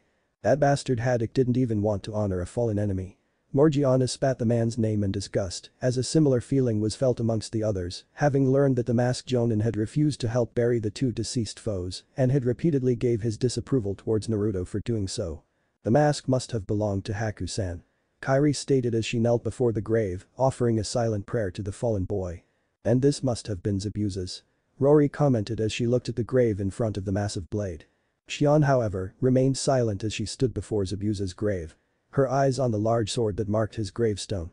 Folding her hands together, she bowed her head in respect to the fallen swordsman before slowly reaching out and grabbing hold of the handle of the massive blade. She had expected it to be heavy, considering its size. But to her surprise, it was as light as a feather, allowing her to swing it effortlessly. The rest of the girls watched as their short black-haired girl lifted the blade out of the ground and gave it a few good swings before holding it with both hands to admire its beauty. "It looks like Kubikirabacho has recognized you as its new wielder, Xian-chan," Aqua commented. With their soon-to-be mother-in-law and acclaimed swordswoman herself, the five girls were well versed in the tales of the seven swordsmen of the mist and the importance of their sentient blades and how said blades chose its new wielder. "I understand," Xian said with a smile on her face as she spoke to the blade before turning and looking towards the other girls. "Kubikirabacho has acknowledged me as its wielder so that I can protect those dear to me." Securing the large blade to her back, Xian turned around once more and offered a final prayer of respect towards the swordsman before turning and walking away with the rest of the girls. Set on returning home to give the Barakage the news about her son. Flashback no jutsu to spell. And that is what happened. Xian finished her tale while stroking the blade with her hand. "I promised Kubikirabacho that I would use him to bring back Naruto-kun and protect our family and village. The bond with a legendary sword is an extraordinary thing and I know you will do us proud, Xian-chan." Kushina smiled. "Now head home and rest up." "Hi, Kushina-sensei." The black-haired girl bowed before departing the training field. Konoha, hours later. It had been a long and boring 6 hours of training for the young blonde as he continued to fake struggling with a leaf-cutting exercise. Though it seemed that the bastard of a sensei was pleased with his lack of progress despite his words of disappointment in Naruto. "Well, I must say all of you did well today." Kakashi gave his usual eye smile. "Be sure to meet back here tomorrow at 7 a.m. Not waiting for a reply, the masked jonin disappeared into another poof of smoke, leaving the three genin alone. Letting out a small sigh, the blonde genin stood up from where he was sitting, though still acting as if he was exhausted from the training exercises he was doing. Knowing full well Kakashi liked to disappear only to spy on them from a distance. Naruto-kun Naruto," Sakura called out, catching his attention as he raised an eyebrow in regards to her slip-up. Even Sasuke had shot the pink at a confused look as the emo was expecting her to pester him for a date once more. "What is it, Sakura?" the blonde inquired, a little curious at his pink-haired teammate's sudden focus on him. "I was wondering if you would like to get some ramen." The pinkette blushed as she realized it sounded like she was asking her blonde teammate out on a date. "I was about to head there now," Naruto honestly replied. "But since when do you eat ramen? Aren't you on a diet?" "I've been eating there all week," Sakura answered. "While I was looking for you. And I've kind of ended my diet," she continued. "Accept her offer." Kid Kurama spoke up as he watched the interaction between the two. "Kurama?" the blonde mentally questioned. "It's clear she's been looking for you all week since we detected her following you the day we returned," the fox explained. "Notice how she hasn't even asked the Uchiha bastard for a date all afternoon, yet she is asking you to join her." "I guess," the blonde relented, though still doubtful of the pinkette's intentions. "I know your crush on her was based off of her hair, subconsciously reminding you of Morgiana-chan, but I can feel that she truly wants to be friends with you," Kurama continued, sensing the blonde's doubt. "I say give her another chance, may be nice to have an actual friend on the team while we are still here." "Alright furball, you made your point." "Love you too, brat," the fox retorted with a scoff, though smiled nonetheless. "Alright Sakura, let's go." Naruto replied with a smile, causing the pink cat to blush a little before nodding and joining the blonde. Leaving behind a dumbstruck Uchiha whom had just witnessed what had happened and still didn't understand how one of his annoying fangirls had completely ignored him all day and then asked the blonde dope out for a lunch date. Did that really just happen? He thought to himself. Chapter 4. Currently the young blonde was regretting his love of ramen as a very upset ramen waitress glared down at him, causing him to shrink further into the stool he was seated in. While Sakura was attempting and failing at holding a giggle into herself at the interaction between the two. The pink cat knew that AM had been beyond worried for the blonde when he hadn't come by for an entire week. Immediately believing the worst had finally happened. "Kit, you better apologize to her," Kurama barked from inside the boy's mind, clearly worried about what the girl would do to his host. "Because I have never seen a woman that angry before, well, maybe your mother, but regardless. Apologize now. Do you have any idea of how worried I was for you, Naruto-kun?" AM ground out as tears began to form in her eyes. "I had feared that the worst had finally happened. So sorry AM-chan." The blonde squeaked out as the brunette girl continued to glare down at him. "It's just that after my last mission, something happened that I really needed time to myself to figure out. You could have at least stopped by and let us know you were fine." The waitress continued to berate the young blonde. "Even Sakura-san here has been looking for you all week." This of course caught the blonde's attention to learn that the pink-haired girl had been looking for him all week. Prompting him to give her a questioning look which elicited a slight blush from the pink cat. As he took in her reaction, he noticed a small bandage on her right bicep, making him wonder what had happened. As far as he knew, she had done nothing that would have caused an injury during training. AM-san. Sakura interrupted the waitress's rant. "Could we perhaps get something to eat before you continue to scare Naruto?"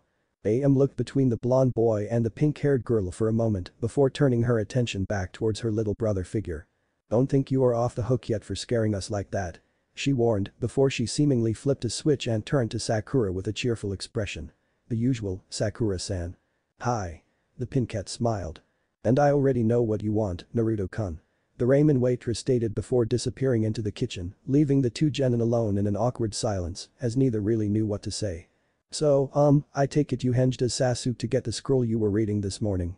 Sakura tentatively asked, breaking the awkward silence. "Yeah." He answered honestly with a slight shrug. "Don't worry, I will return it before the due date so the team doesn't get in trouble." "This wasn't the first time you henged as Sasuke, was it?"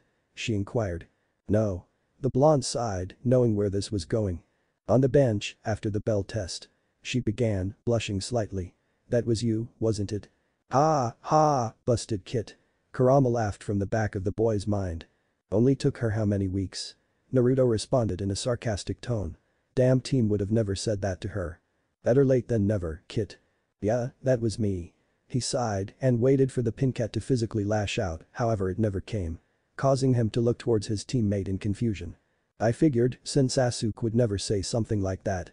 She responded, looking down at the counter, a slight frown on her face as she came to a small realization that the boy she had a crush on for so long would never be the romantic she had dreamed of him being. Yet Naruto had, causing her to blush lightly, stealing a glance at the blonde next to her. "Hey kid, have you noticed something about her speech pattern?"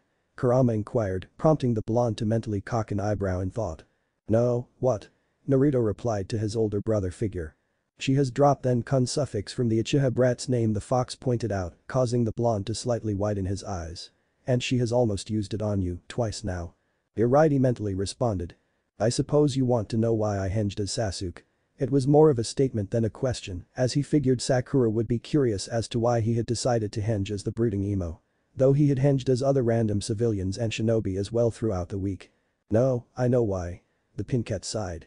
"It's because a lot of the businesses in the village will either throw you out or charge you double or triple the standard price." "How do you know this?" Naruto asked, though he already knew the answer. 3 days ago, I got to know you." Sakura replied, rubbing her right bicep where her bandage was. Giving the blonde a clear idea of what had happened, causing his heart to sink into his stomach. "After I couldn't find you, I decided to spend a day in your shoes." Flashback no jutsu. Sakura let out a long sigh as she leaned up against the side of a building. It had been 4 days since they had returned from Wave and she had not seen any trace of her blonde teammate. To be honest, it was starting to get frustrating for the pink-haired girl. She was also growing more and more concerned after listening to how AM and her father had found the boy every so often over the past few years. Shuddering slightly as she recalled some of the gruesome ways they father and daughter duo would find the poor boy, the ramen waitress had reluctantly divulged. Inner, I have an idea, she began, wondering how her inner self would react. What's that, outer? Instead of replying, the pincat ducked into an alleyway and ensured no one could see her before she made a ram seal. Immediately, a cloud of smoke obscured her body for a split second before it dispersed, leaving a blonde-haired teen boy in a horrendous orange jumpsuit in its wake. You can't be serious, Inner exclaimed, immediately concerned for what her outer self had planned. I am Sakura, now hinged as Naruto mentally replied. If I can't find him to talk to him, then I can walk a day in his shoes and get a look into his daily life. But you heard what the villagers said about Naruto, what if they think you are him and attack you? That's the idea. I want them to think I am Naruto. Sakura frowned as she looked over her hinge. As far as she could tell, it was spot on. Thus be careful, outer Inner stated in concern, still not liking this plan. Especially after hearing from the ramen waitress what had happened to the poor boy in the past. You heard what Sen had said about how her and her father has found him before. I know, Inner, I know. Sakura sighed before taking a deep breath and left the alleyway, placing his hands in his jacket. Knowing that she couldn't accurately portray his mannerisms nor imitate his voice, the pincat had opted to merely stay quiet and walk around. The change was almost immediate as soon as she stepped back onto the main street. All the glares directed at her made her want to shrink back into the alleyway and hide, but she forced herself to carry on. She needed to experience this so she could better understand Naruto. As she continued to walk through the street, she saw people whispering to one another while gesturing towards her. Mothers pulling their kids away from her, telling them not to go anywhere near the demon child. As the day wore on, Naruto wandered through the streets and various shops. Getting kicked out of most, and if they did let him in, the owner would charge him double or triple the asking price, stating it was a demon tax, causing the pincat to frown. She did her best not to cause further trouble for her blonde teammate, though had still managed to get him banned from a few of the places that had allowed her in, making her feel slightly guilty. Hours later. Slowly, the sun began to set, basking the village in an orange glow, as the pincat still hinged as the young blonde made her way back towards the alleyway she had started in. Lost in thought of everything she had experienced throughout the day. To think, he lives this every day, Inner commented with a solemn understanding of just how much pain and hate the blonde boy has to contend with on a daily basis. How does he do it? The pincat wondered absent-mindedly. After the first few minutes I wanted to run and hide away from it all. However, her musing was cut short as a kunai grazed her right arm, eliciting a yelp in pain from the hinged cherry blossom. Turning, she saw a small mob of people gathering behind her with some chunin-level shinobis among them. There he is. One from the mob cried out. Get him. Kill him. Avenge the yondaime. Shit. She mentally screamed out as she broke out in a run, avoiding additional projectiles that were being thrown in her direction. As the minutes ticked by, she was becoming more and more tired. Not having the same stamina as her two teammates, and as she got more and more tired, the projectiles the mob were throwing at her got closer and closer. Having nearly hit her countless times. I need a way out. Sakura thought in a panic as she looked around for anything she could use. Seeing a tree just ahead, she quickly came up with a plan. Taking a cautious look behind her, she began to time it. As soon as one of the chunin in the crowd threw one of their kunai, she substituted herself with a log and disappeared into the tree, quickly dropping her hinge. Damn it. A yell could be heard from one of the nameless pursuers. The demon got away again. Watching as the mob slowly began to disperse, upset that their prey had eluded them once more as they grumbled to one another about how they would get the demon brat next time. Letting out a sigh of relief, Sakura dropped down from the tree and lingered for a moment before leaving in the opposite direction that a majority of the mob left in. Unaware of a pair of blue eyes that had been watching her. Flashback no jutsu to spell. What you did was incredibly reckless, Sakura. The blonde frowned after the pincat had finished her explanation. Sakura was about to retort before he held up his hand to prevent her from saying anything. But, I thank you for actually trying to understand my life. You're welcome. She replied softly. Thus promise me you will never do that again. He requested with a serious look in his eyes that she had never seen before, prompting her to simply nod her head in agreement. If you really want to come talk to me, my apartment is in the red light district, top floor, all the way to the end. Just look for the graffiti. Sakura frowned at this, but nodded nonetheless. Becoming further disappointed in the villager's actions. Weighing her options, she decided to ask the question that was foremost on her mind ever since his comment in Wave. Naruto, why do the villagers hate you? She asked bluntly. Maybe they don't like my pranks. He offhandedly commented, earning another frown from the pincat. He's hiding something, Inner commented with a mental frown, earning a nod from her outer self. Your pranks aren't that bad to get the entire village to hate you. She commented, causing him to let out a soft sigh. Sorry, but there is a law surrounding it. He answered in a low tone. To reveal it would be a death sentence for you. Nodding slightly, she decided to back off from the subject for now. Though his answer only got her more curious as to what it could be that required such a law to surround her blonde teammate. Though before she could reply to the blonde, AM returned with their bowls and placed them in front of the two genins. "Here you go." The brunette happily stated. "Thank you." Both responded as they began to dig into their respective bowls. The two ate in silence as AM went to tend to other customers that began to filter into the ramen stand. After they finished, the two paid for their meals and bid the brunette waitress farewell, with Naruto promising that he would not disappear like that again. "You should leave her a hint," Kurama commented as the two silently walked away from the ramen stand. "Like your birthday." "You sure?" Naruto inquired with a mental frown. "I thought the whole reason of giving her a second chance was to have a friend on the team while I am still here. If she learns the truth, she could. If she is smart enough to figure it out, she is smart enough to know we are two different entities," the fox replied, cutting off the blonde. "I am not saying reveal our close friendship or anything." "I guess I will see you tomorrow?" Sakura asked, breaking the blonde from his inner conversation with his tenant. "Yeah." He nodded, turning to leave before he paused. "By the way, my birthday is October 10th. This caught the pinkette off guard as she watched the blonde walk away from her. Frowning, she pondered why he would give her such a mundane bit of information about him as she walked in the direction of her home. "Why did he tell us his birthday?" Inner inquired. "It's not like it's coming up soon or anything." "No, it has to mean something," Sakura mentally replied. "Why does that date sound familiar?" Frowning further, she made a detour towards the village library. She knew there was a reason that Naruto had told her his birthday, and it wasn't because he was expecting a birthday party when it rolled around. Something in her gut told her that it had something to do with why the villagers hated him. Hokage Tower. "Anything new to report?" The elder village leader asked as the silver-haired Jonin entered his office, reading his usual orange book. "He is still more subdued since after the mission, not as loud as he used to be." Kakashi replied lazily, not looking up from his book. "He still struggles on chakra control exercises. He was unable to complete the leaf-cutting exercise today." "That is good," Hiruzen stated as he took a puff from his pipe.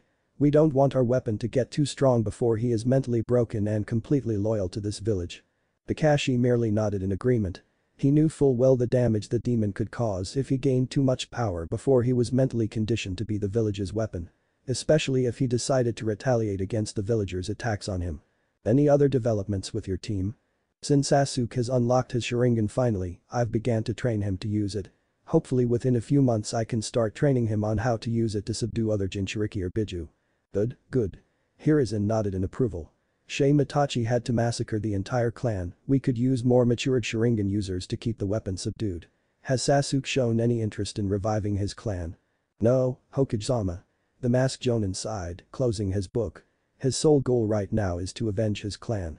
The elder man frowned at that. He had hoped the last Uchiha in the village would at least have a few illegitimate kids running around with the sheer amount of fangirls the boy had. A few of which had blatantly stated they wanted to bear his children. "Just make sure he is ready. The last thing we need is for the boy to die before he can sire any children," the Hokage stated. "Anything else?" "There has been a small development with the Haruno girl." "And that is?" "Since the incident in Wave, she has been consciously seeking out the Jinchuriki." "Do you suspect they are romantically involved?"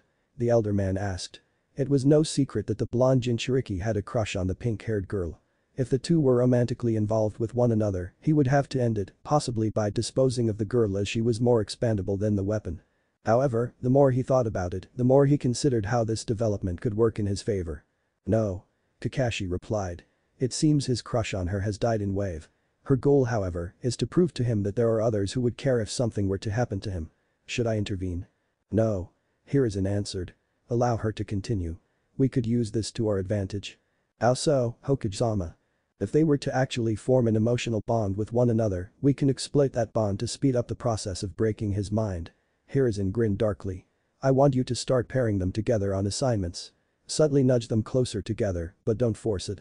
And if they do become romantic, I will allow it for a time to ensure that bond is set." The Hokage replied, the grin still on his face as he imagined how his current plan would turn out in the village's favor. "Once the bond is set, we will remove the Haruno girl, allowing the weapon's mind to completely break." Kakashi frowned slightly, not wanting to toss away a potential Kunoichi for the village, but it was for the greater good of the village. So it was an acceptable sacrifice to ensure Konoha took its rightful place as the strongest of all the villages. "It will be done, Hokage-sama." He bowed before departing the office, leaving the village leader alone with his thoughts. A malicious grin on his face, the elder village leader took out a single black notebook from a safe under his desk and began to detail his current plan involving the young pink-haired girl and the village weapon. It was risky to have all of the village's dark secrets he had ordered in a single place, but the elder man knew there was a chance he would not see his plan to fruition and it would fall to his successor to see it to the end. And this book would guide them along the path to make Konoha the greatest of all the hidden villages. Once his successor fully believed in the will of fire. "Forgive me," Sakura Haruno Hiruzen thought to himself. "But your sacrifice is necessary for the greater good of Konoha when the time is right." The next morning, 7 a.m. In a word, Sakura was tired. She had stayed up well into the early morning hours combing over the scrolls, books, and various other newspaper clippings that she had borrowed from the village library. All relating to the date Naruto had given her and what she had discovered from the newspaper clippings had made her heart sink. The same night her blonde teammate was born, the Kyuubi had attacked the village. She knew the story well enough of how the Yondaime Hokage had valiantly fought against the massive demon fox and had killed it at the cost of his own life to preserve Konoha and its people. However, she had found irregularities between the newspaper clippings and the lessons from the academy. Realizing they didn't match up. There was also the fact that the villagers had called her, when she was hinged as Naruto, a demon or a demon child. That was what had prompted her to look up scrolls about Biju. Learning that they were constructs made purely of chakra and thus unable to be killed by any known means. Even if the Biju would sustain enough damage to disperse, it would only reform some time later. As she further researched, she came across the bit of information that made her body run cold. The only way to defeat a Biju was to seal it within a newborn child that had yet to form any chakra coils. It was then that everything clicked together. Naruto had the Kyuubi sealed within him. But that new knowledge, the Pinkat had quickly scrounged for any information regarding Jinchuriki. Learning that with the exception of Kumagakure and Barugakure, nearly every hidden village that had won had treated their Jinchuriki as if they were worse than trash, and Konoha was no different. The reason why the villages would do this was just as horrifying. They wanted to break the Jinchuriki's mind and strip them of their humanity. Turning them into mindless weapons to be pointed at the village's enemies. However, there was one bit of information that the Pinkat had come across that had froze her very soul. A discovery made by pure accident. Setting an empty glass on top of one of the newspaper articles that one brave or stupid reporter had managed to snap an up-close picture of the rampaging Kyuubi, the Pinkat had saw something odd with the beast's eyes. While it was difficult to make out through the pixelated photo, she could make out the markings of an advanced Sharingan eye. This accidental discovery had sent the Pinkat on another round of research, looking up scrolls and such about the Sharingan eye and its advanced forms. From what she had learned of Biju themselves, she knew that the chakra beasts themselves held no Dojutsu. So upon reading up on the various forms of the Sharingan that the library had, she had learned that the Manjikyu Sharingan is capable of casting powerful Jinjutsu over its target that would allow the wielder to control their victim. Furthermore, she had learned that one such Manjekyo wielder by the name of Madara Uchiha was capable of asserting complete control over the Kyuubi. Piecing the pieces together, she had come to the conclusion, as unlikely as it was, that the Kyuubi had been forced to attack the village that night. Though for what reasons, she didn't know. Letting out a sigh, she leaned her head back on the training post. Desperately wanting to close her eyes and fall asleep but resisted all the same. She wanted to, no, needed to talk to Naruto about what she had learned. Praying to Kami that the blonde would arrive before the rest of her team. Fortunately, her prayers were answered as she heard the sound of footsteps approaching her locations. Looking up, she saw her blonde teammate. Standing up, she brushed the dirt off her clothing before turning to greet the blonde. "Morning, Sakura." Naruto greeted. "Did you sleep?" He never got to finish as the Pinkat wrapped him in a hug, burying her face into the crook of his neck. Catching the young blonde by surprise by such an action. Though, he knew why. "You found out, didn't you?" he asked, earning a nod from the girl as she broke away from the hug. "I did some research last night about the date you gave me," she replied as she took a step back, looking down at the ground as she tried to form how she was going to approach the subject. "I know now why most of the villagers hate you." "I see," was all Naruto answered with. "But I don't think differently of you," Sakura quickly reassured. "I know." He chuckled. "Otherwise you wouldn't have hugged me like you did, Sakura-chan."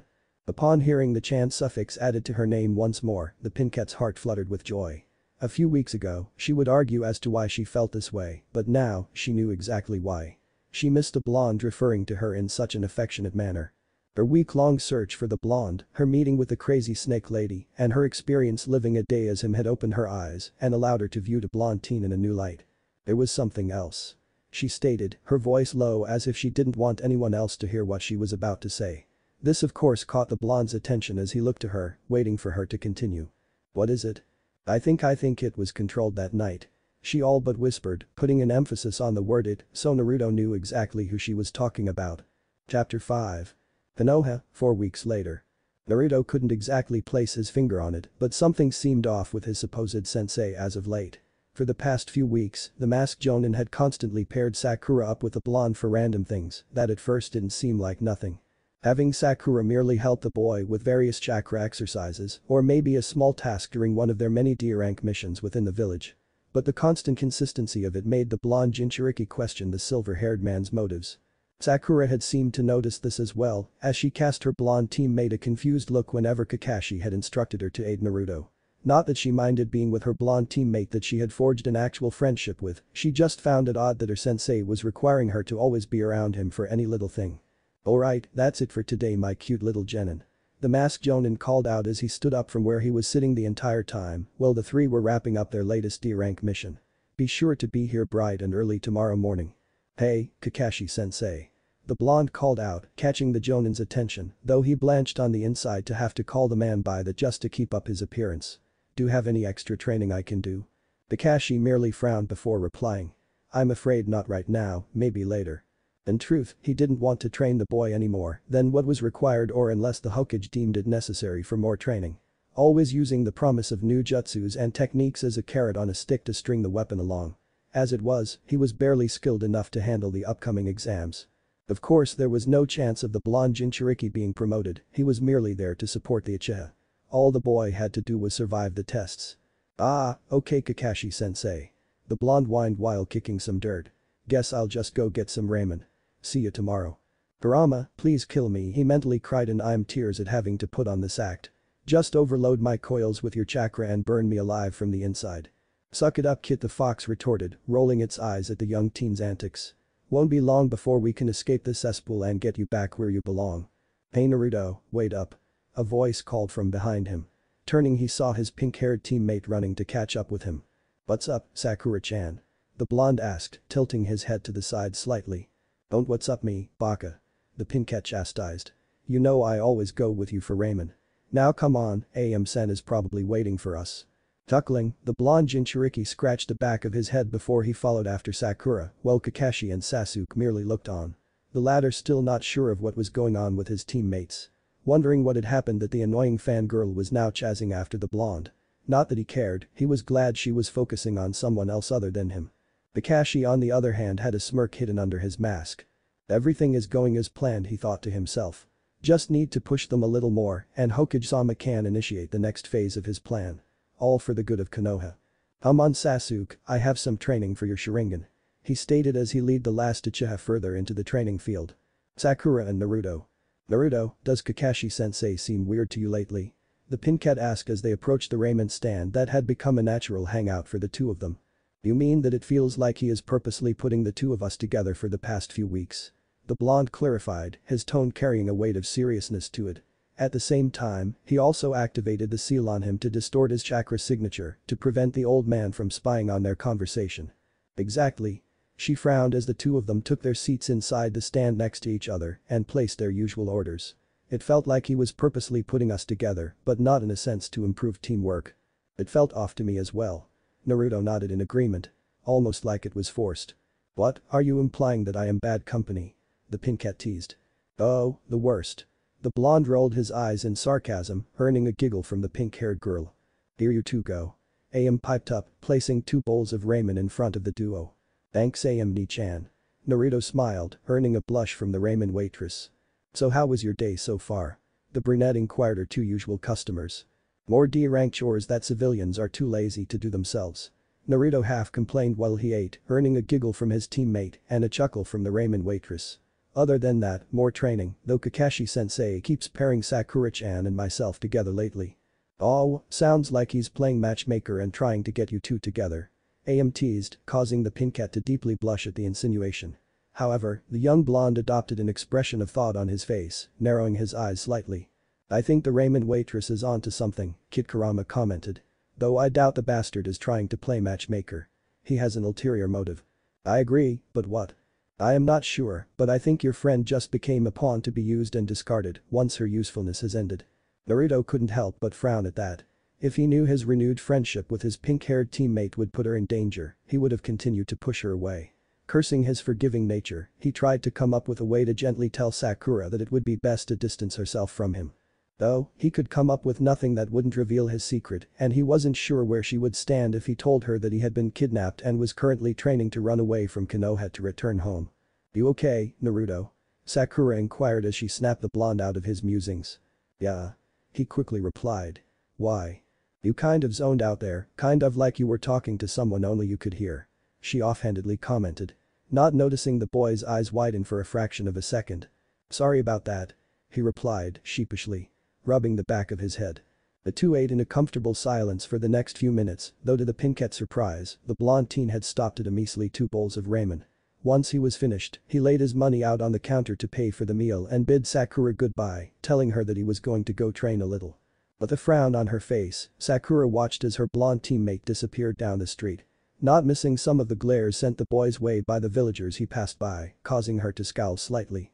"You like him, don't you?" A voice startled the young Pinkette, snapping her out of her thoughts. Turning around, she saw a grinning Am. "Aye," she fumbled, blushing horribly. Completely caught off guard by the young woman's bluntness. "Aha, so you do like him," she exclaimed while pointing a playful accusing finger at the young pink-haired Kunoichi. To hide her embarrassment, Sakura quickly shoveled the remaining ramen into her mouth and fished into her pocket to pay for her meal, before the ramen waitress stopped her. "Naruto-kun already paid for yours." She smiled, earning another faint blush from the Pinkette at the blonde teen's gesture, and muttered a thanks to the ramen waitress. "Just be sure to be there for him, Kami knows that boy needs all the love he can get right now."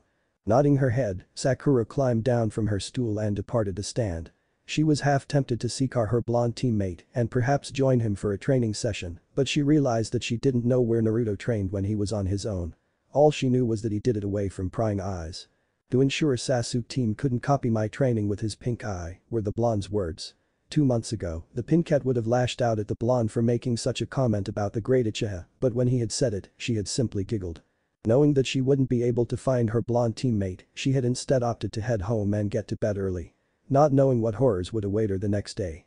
She was about halfway home when a voice called out to her from her right. "Boy, forehead." A platinum blonde girl called out. "What do you want, Ino pig?"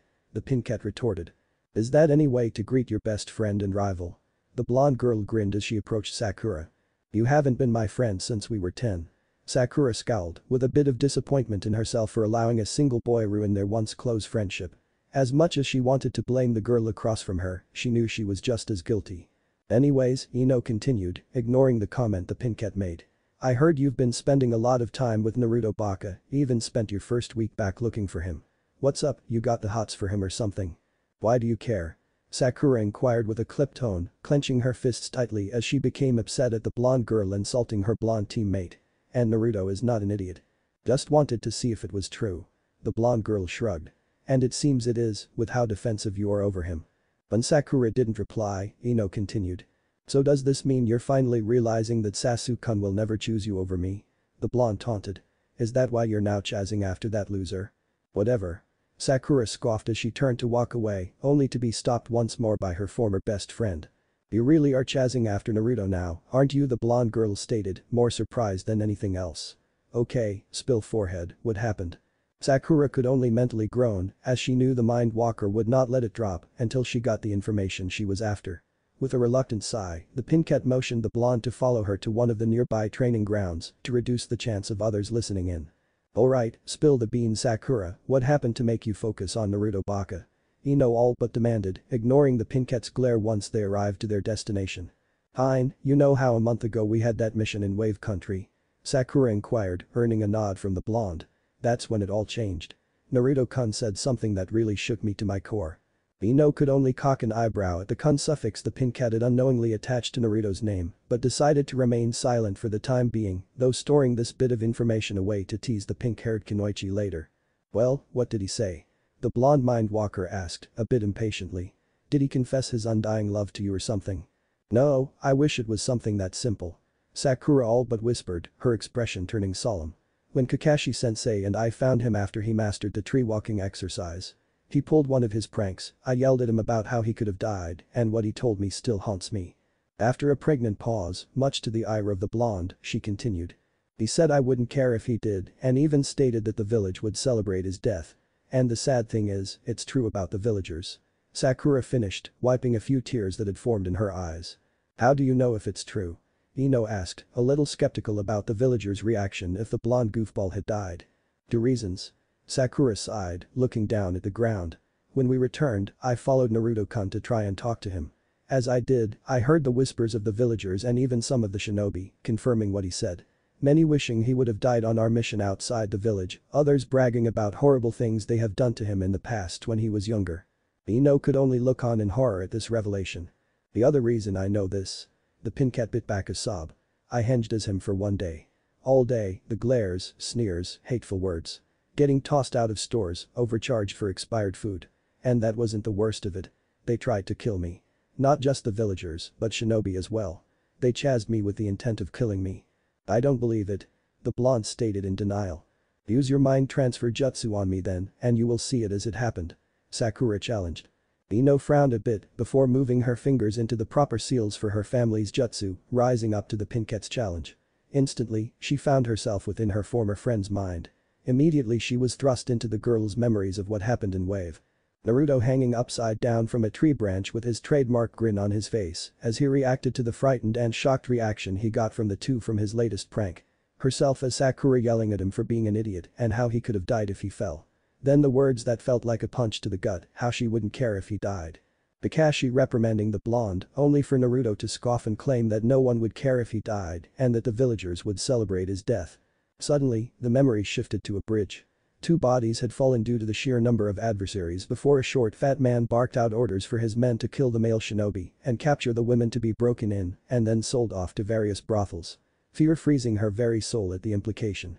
Then she saw a red chakra wrap around Naruto as he let out an enraged roar before the blonde charged forth and began to massacre the thugs before reaching the pathetic fat man who was now on his knees, begging to be spared. Ino could only gasp as she saw the red chakra wrap around the man and rip him apart. The slaughter finished, the red chakra seeped back into the blonde before he turned and collapsed on the bridge. Another shift, Ino found herself trailing the blonde boy through the village.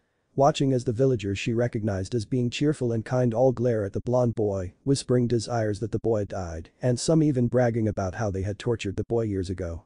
Their very words made her want to throw up in disgust. Another shift in memories. She now felt the glares and hateful words directed at her as she walked through the village. Attempting to enter a shop only to be chased out by the shop owner. Stating something about demons not allowed in his store. She wanted to cry. Each store was the same experience and those that did allow her in would charge her 3 times to normal price. Then, she felt a kunai graze her arm, bringing her attention to the mob that had formed behind her. Turning, she quickly ran away from them. Dodging projectiles as much as she could. Then it all went black and Ino found herself back in her own body. Tears streaming down her face at the memories she had just witnessed. She couldn't believe it, yet it was true. She knew the pink-haired girl couldn't fabricate such things. She had actually experienced these things firsthand. Though the Mind Walker had been completely unaware that inner Sakura had been the one directing her to certain memories. That last part you saw. Sakura stated, catching the blonde's attention. He lives through that every day. I can't believe it. Ino stammered, trying to shake the feeling of what she had just experienced. Rubbing her arm where the kunai had grazed her in the memory. But why would you hinges him? Because I wanted to experience it for myself. The pin cat answered softly. My mother always told me that you never truly know someone until you walk a day in their shoes. Silence hung between them as Sasuke was forgotten from the blonde Mind Walker's mind. Her thoughts now revolving around her fellow blonde and the daily trials he faced on a regular basis. However, one single thing stuck out to the blonde Mind Walker. You know, there is one thing I should point out to you forehead. Ino mischievously grinned, making Sakura a little bit nervous. This entire time, you've been referring to Naruto as Naruto-kun. At this, the pin cat stiffened as a heavy blush spread across her face. Naruto. The blonde Jinchuriki groaned as he did his stretches, having arrived at his desired training ground that had become a home away from home. Training Ground 44, also known as the Forest of Death. He had chosen this particular training ground for his private training due to the fact that many shinobi, even of Jonin rank, avoided this place due to the dangers that the forest itself held. Only one was crazy enough to frequent here, aside from himself. Not wasting any more time, Naruto summoned around 100 clones and divided them into small groups. Instructing one group to practice tree walking, another to set to work on water walking, another group to practice Huinjutsu, and the last group he split in half. having one half practice throwing kunai and the other half throwing shuriken. With his clones setting off on their assigned tasks, the original removed his monstrosity orange jumpsuit, leaving him in only a pair of dark blue shorts and a black t-shirt. He really hated that jumpsuit and cursed the old bastard for forcing him to wear it. Of course he knew why the bastard instilled that false memory of orange being his favorite color. It made him stand out more, easier to hunt down for the villagers' fox hunts. Making a mental note to trash any remnants of his orange clothing as soon as he got back home where he belonged and replace them with his favorite colors. Black and red. Moving over to one of the training posts, he began to execute perfect strikes into the post. Barely registering the impact as his knuckles and shins smashed into the hard wood. The indentations on the post where his strikes connected made it very clear he had been doing this since his return from Wave. Though, as they often did, memories began to float to the front of his mind. Of his life in Barugakure. All his girls, his Haim smiling at him, his mother hugging him. The villagers actually treating him with kindness and respect. Then Kakashi, the bastard, luring him away to an isolated training field. A false promise of teaching him one of his father's famous jutsus. The night everything came undone and destroyed. So caught up in his memories that Naruto didn't notice the blood coming from his shin as he began to kick the post harder until in one last powerful strike, he broke the training post in half. Snapping him out of his thoughts. Fuck. The blonde cursed as a wave of pain washed over him as he came crashing back to reality. Gaki's voice called out from behind him, prompting him to turn to see the snake mistress making her way over to him. Hey Enko-chan. Naruto smiled as he turned to greet the approaching snake mistress. So what's got you so upset that you decided to chop down the training post with just your legs? Anko inquired in a teasing tone, though an underlying hint of concern was evident. Just bad memories. He replied honestly with a sigh. Kami, I wish I could tell her the truth. Then tell her, Kid Kurama stated. I can sense she truly cares for you, hell, she may even love you. She's not that much older than you.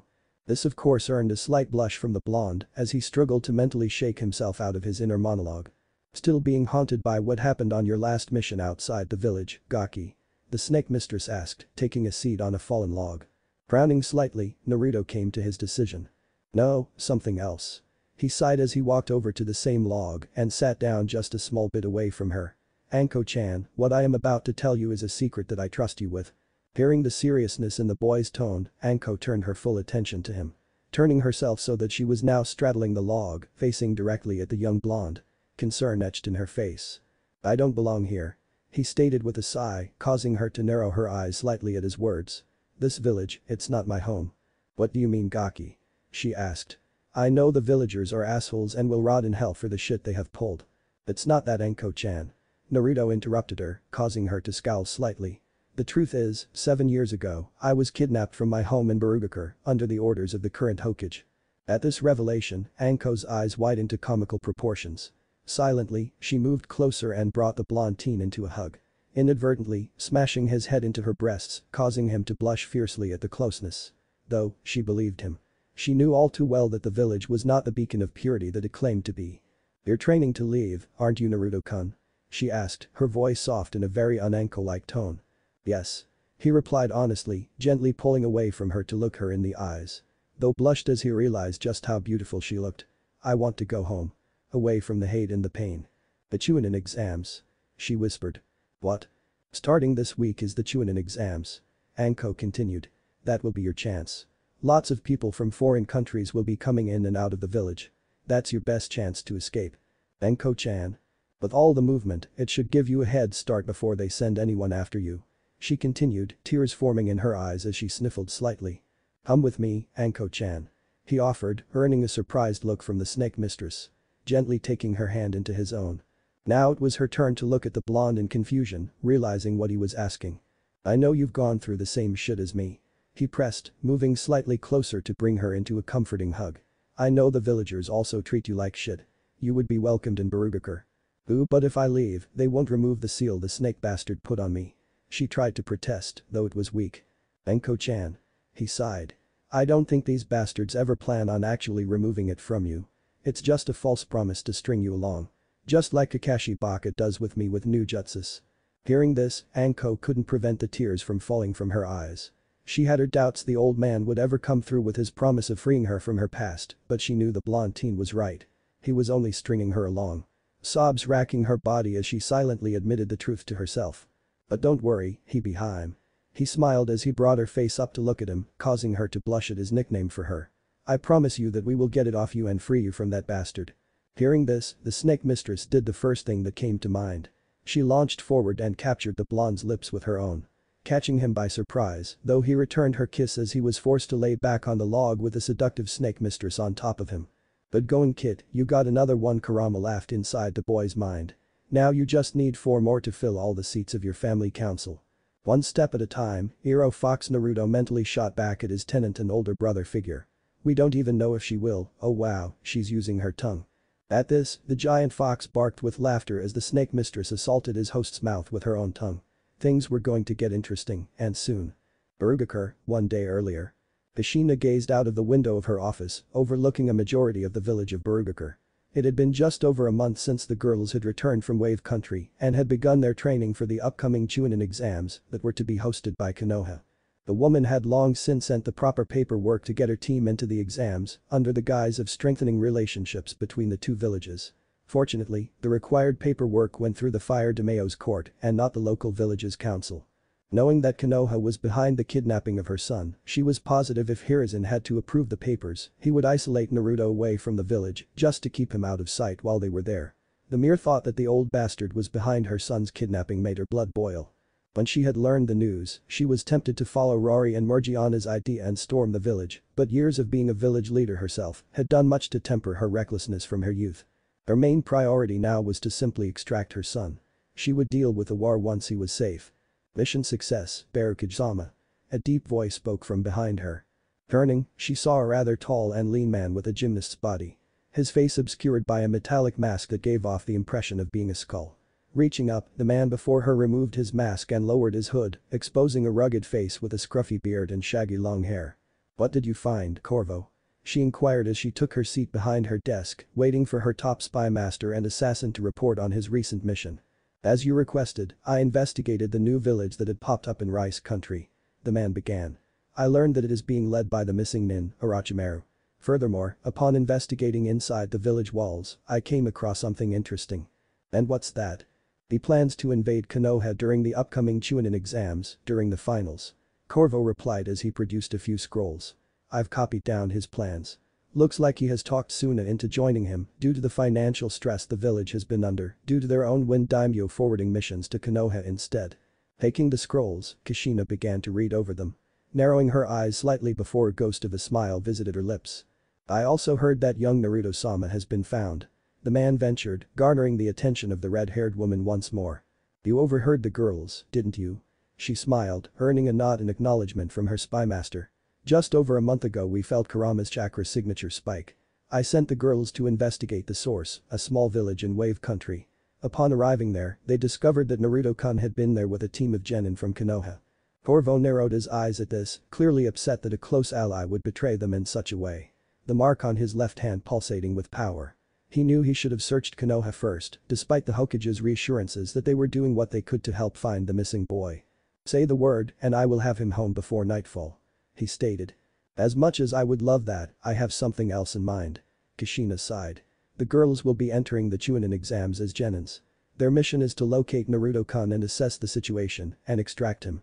Don't know if I should feel sorry for anyone who gets in their way. He commented with a small chuckle. However, with the information you have provided about this new sound village and Orochimaru's plans to invade has given us a new opportunity. She continued.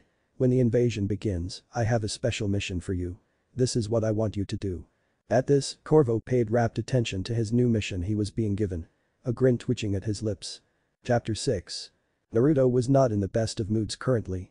Just hours ago, the old bastard had made a surprise visit to his apartment, forcing the young blonde to dispel his blood clone.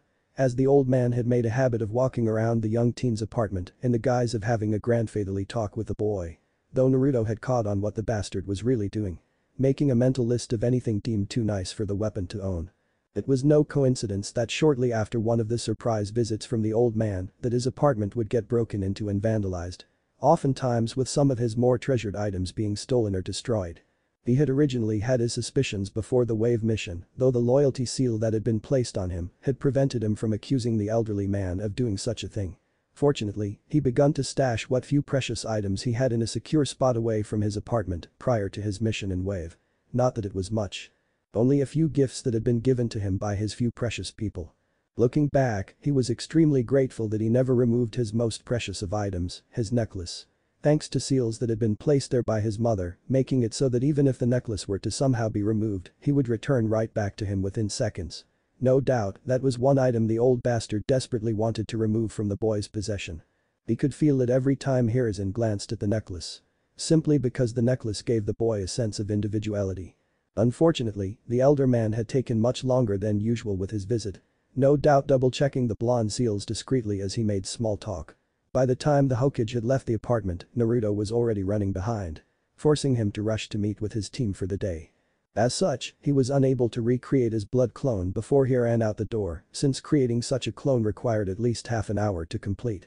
Meaning that until he could safely recreate a blood clone, he was vulnerable to the old bastard spying. Of course he knew he would still be arriving early to the training ground due to Kakashi's constant habit of being late, which would have given him time to complete the clone, but it would also attract unwanted attention on himself if he didn't continue on as normal. Thus, putting him in between a rock and a hard place.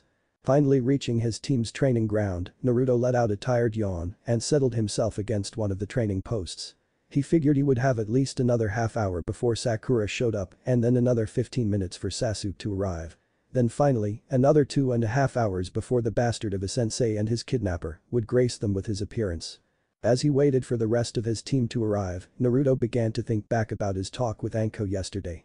After the impromptu make-out session that the snake mistress had initiated, not that he minded, he had told her everything there was about him. Feeling that if she was going to leave the village with him, she should know everything. From his earlier years in Barugakure, his tenant and of course, his engagement to the 5 girls. He had expected her to be upset at him for not telling her before she kissed him, but to his surprise, she merely teased him about having his own little harem. Which had caused him to scowl slightly, he really didn't like the word harem.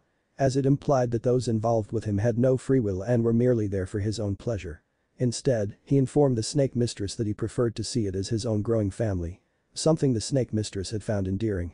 Afterwards, they had begun discussing their plans to leave the village. Anko had informed him that the best time would be during the second phase of the chunin exams, otherwise known as the finals.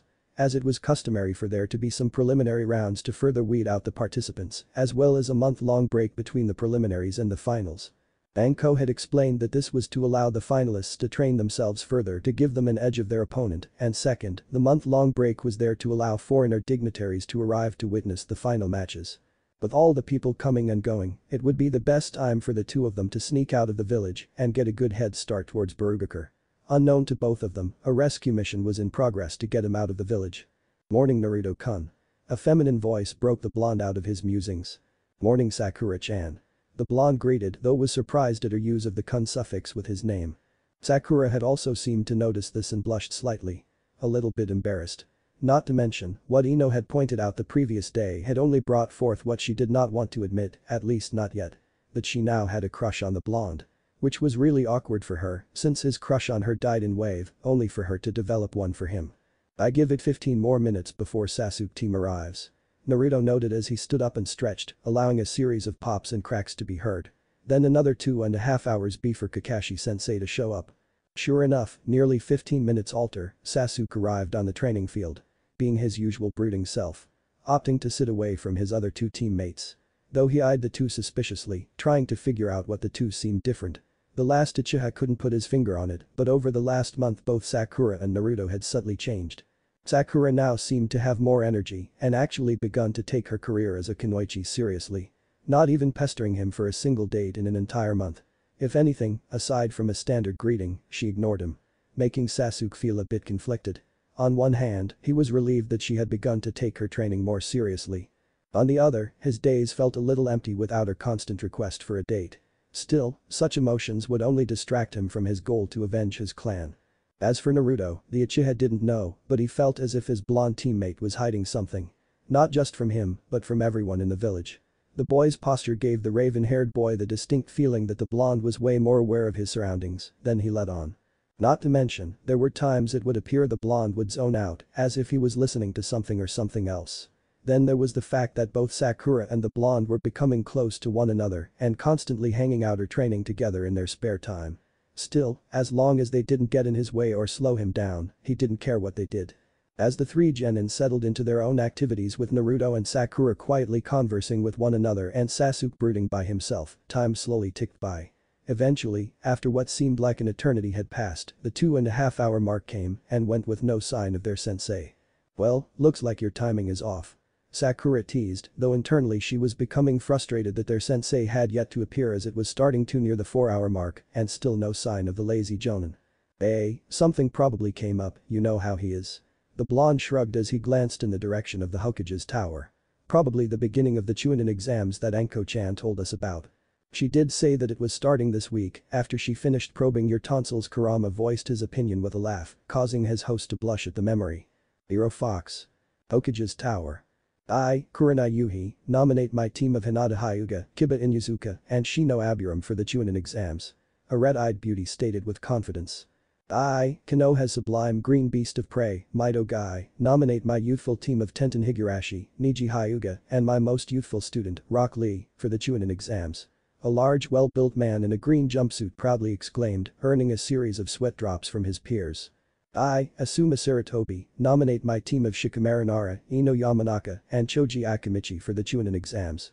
The bearded man calmly stated, taking a drag from the cigarette that was in his mouth. Nodding at the Jonin sensei's nomination of their respected teams in front of him, Hiruzen turned his attention to the last remaining sensei, who of course, had his nose stuck in his favorite orange book. And what about your team, Kakashi? Looking up from his book in a lazy manner, the masked Jonin let out a small sigh. I nominate my team for the chunin exams. He replied lazily as he turned his attention back to his book, without a care in the world. Foregoing the usual standard introduction of the team members that the other senseis had done before him. Very well. The Hokage stated as he rose from his desk, a small pile of papers in his hands that he begun to hand out to the Jonin senseis before him. Give these to your teams, have them fill them out and turn them in before the end of the day. With a vocal affirmation, the three other senseis departed the office. Leaving behind Kakashi, who finally put his book away. Are you sure your team is ready? Hiruzen eyed the masked Jonin skeptically. Should the boy die, we will lose our weapon. All he has to do is survive the first half of the exam. Kakashi stated calmly. Which, with the help of his team, he will. See to it that he does. The elder man stated in a cold tone. I will not have our weapon lost before we can use it. Also. The silver-haired man begun. The forest of death portion of the test would be the perfect time for the Haruno girl to have an accident. Do you feel that the two of them have bonded enough? While they are not intimate, she never leaves his side. Kakashi pointed out. Anbu could handle it easily enough. No. The elder man shot down the idea. We can't risk her surviving or worse, the weapon witnessing on of our own killing her. It would be best if one of the other genin teams were to remove her. At this, the old man had an idea. I'll talk to Danzo and see if he can spare a team of disposable root members. The Hokage stated. They kill the girl and the weapon kills again. For now, go and give your team their papers. As you wish, Hokage-sama. Kakashi bowed before leaving the elder man to his thoughts. Hopefully this will be the final push to break the boy's mind. Training Ground 7. Frustrated. That would be the best way to describe the trio that made up Team 7. They had been waiting for almost 5 hours now and still, there was no sign of their sensei. At this point, for the first time since the team's creation, all three agreed on one thing. Kakashi Haddock would be late to his own funeral. Though if it were up to Naruto, the bastard wouldn't even be given a proper burial. Yo. A plum of smoke erupted from the top of the training pole that Sasuke had decided to lean against. Sorry I'm late. A black cat crossed my path, so I had to take the long way around. But then I was forced into a hand walk race with a one-armed yeti. All three of the genins couldn't help but to sweat drop at the masked man's excuse this time. It was by far the most outlandish one to date. So what are we doing today, Kakashi-sensei? The blonde asked with genuine interest. Any new missions? Actually no. The man replied with an eye smile. I nominated you three for the chunin exams. Jumping down off the post, he handed each of his students the slip of paper he had been given to allow them to enter the exams. Fill these out and have them turned in immediately. Without giving any real instruction, he disappeared in another poof of smoke, leaving behind three bewildered genins. Well, I don't know about you two, but I am definitely entering. Naruto stated with a fox-like grin. Earning a small smirk from the Uchiha. See you there, dope. Sasuke stated with a smirk as he shoved the paper into his pocket and left the training field. Are you sure about this, Naruto? Sakura inquired, clearly worried. Of course I am, Sakura-chan. He exclaimed, giving her a reassuring smile. We're strong enough to handle this. I can't let some test scare me if I am going to be Hokage someday. Though despite saying this, Naruto was worried on the inside. Knowing that the masked bastard was behind his kidnapping, he wasn't expecting him to actually nominate them for the exams. Hell, he was fully expected the pervert to come up with some bullshit excuse as to why they wouldn't be able to participate in the exams. Still, if he backed out now, it would only bring scrutiny down upon him and jeopardize his chance to escape the village. "Well, I am going to go fill my slip out and turn it in," Naruto stated to the Pinket. "Just know, Sakura-chan, that if you don't think you are ready for it, I will not think any less of you." Receiving a nod from the pink-haired girl, the blonde set off to submit himself into the exams. "No, I cannot let Naruto-kun down," Sakura thought to herself. "We are ready for this. Let's show them, cha." Konoha Gates, 2 hours later. As late afternoon hung over the village, 6 figures made their way towards the massive gates. A flurry of emotion swirling between all of them. A mixture of excitement, anxiety, and a small trace of fear. At the head of the group was Kairi. The young redhead was eager to see her fiancé for the first time in 7 years, despite Aqua reminding her to keep her expectations tempered and to be emotionally prepared for anything. "So what's the plan, Nagato-sensei?" Shion inquired, shifting the weight of the massive blade she now carried on her back. "Should we ask around and look for Naruto-kun right away or—" "No, do not ask about him," answered the red-haired man that was acting as their Jonin sensei for the exams. "We know that Hada kidnapped him, no doubt under the Hokage's orders. If you were to ask around for him, it would alert them to our true purpose." Shion nodded in response, though like her red-headed friend, she was also anxious to see him again. It was the feeling of being so close, yet so far away at the same time. "I don't know about you guys, but I am starving." Morgiana pipped in as a small grumbling noise could be heard from her stomach, causing her to blush in embarrassment and eliciting a round of giggles from the others. "When we arrive in Konoha, you all get our hotel rooms," Aqua, the true leader of the mission, stated. "I will stop at the ramen stand that Kushina-sama had recommended we try before we left." "What if we see Naruto-kun?" Rory asked, prompting the blue-haired girl in front of them to stop abruptly and turn towards the group that also stopped. "If you see him, approach him with caution," the young blue-haired woman stated calmly. "We don't know how he will react, nor do we know how closely he is being watched over. If you can talk with him, be subtle and assess the situation." "Understood, Aqua-chan," the halberd-wielding beauty replied. "Also, as tempting as it is, do not attack any of the Konoha shinobi unless attacked first," the blue-haired woman continued. "Keep in mind, there may be innocents." Both Morgiana and Rory adopted a scowl on their faces. The two of them really wanted to dish out some personal justice to the village, but their future sister-wife had a point. Short of those involved blatantly advertising it, there would be no way to tell who was innocent and who was not in the kidnapping of their beloved. "Also mind your emotions for anyone who may speak out against young Naruto," Nagato pointed out. "As you know, only Kumagakure and Barugakure are the only 2 hidden villages that treat their Jinchuriki with respect." "Do you think his status as a Jinchuriki was leaked to the public?" Kairi asked in a worried tone. "I wouldn't put it past the old man," the red-haired male sighed. "It's common practice to abuse the Jinchuriki both mentally and physically in most villages to mentally condition them. Though from what you give had reported from Wave, it seems he hasn't been broken yet. Which is good. Let's hurry then and bring our beloved home," Shion stated, earning nods of agreement. Another 20 minutes saw that at the gates of the village. Quickly signing in with the 2 chunin that were on gate duty, the Barugakure group entered the village of Konoha. Sticking to the plan, Aqua split off from the group to acquire some ramen, while the other group made their way towards the hotel to reserve the rooms for the duration of the exams. Each of their eyes sharp, looking for any trace of their lost loved one. While Aqua went off to get the food, the rest of the Barugakure group continued on towards the Sleepy Willow Inn, an extravagant premier hotel within Konoha. Earning some curious looks from the various villagers and some of the shinobi, as Barugakure shinobi were rarely seen within Konoha. As they approached the hotel, the group was approached by 3 genins from Konoha. One with a dark pair of sunglasses hiding his eyes, while a large coat covered the lower half of his face. Beside him was a shy-looking girl with pearly-white eyes and lavender-colored hair. The last was a feral-looking boy with a white puppy on his head, 2 red upside-down triangles adorning his face. "Damn, you look good," the feral boy stated as his team approached the group, all while eyeing Morgiana up and down, causing her to narrow her eyes slightly. "Fiba-san, please do not harass our guests," the boy in the large coat said in a monotone voice, before turning his attention towards the group as a whole. "If I am to guess, you are here for the chunin exams." "That is correct," Shion replied, though her tone held a cold edge to it. "Forgive me, my name is Shino Aburam." The boy now identified as Shino introduced himself before gesturing to his 2 teammates. "And this is Hinata Hyuga and Kiba Inyazuka. Pleased to meet you." Kairi gave a small bow. My name is Kairi, and these are Shion, Rory, Morgiana, and our sensei, Nagato. As was with the introduction of the only male in the group, did the members of Team 8 notice the taller, red-haired man. His piercing blue eyes focusing in on the three of them, making it feel as if he were gazing into their very soul. Shaking off his shock, Kiba turned his attention back towards the pink-haired girl. So, Morgiana-chan. He grinned. How would you like to go on a date with a true alpha? At this, the girl in question leveled a cold glare at the boy. Not interested.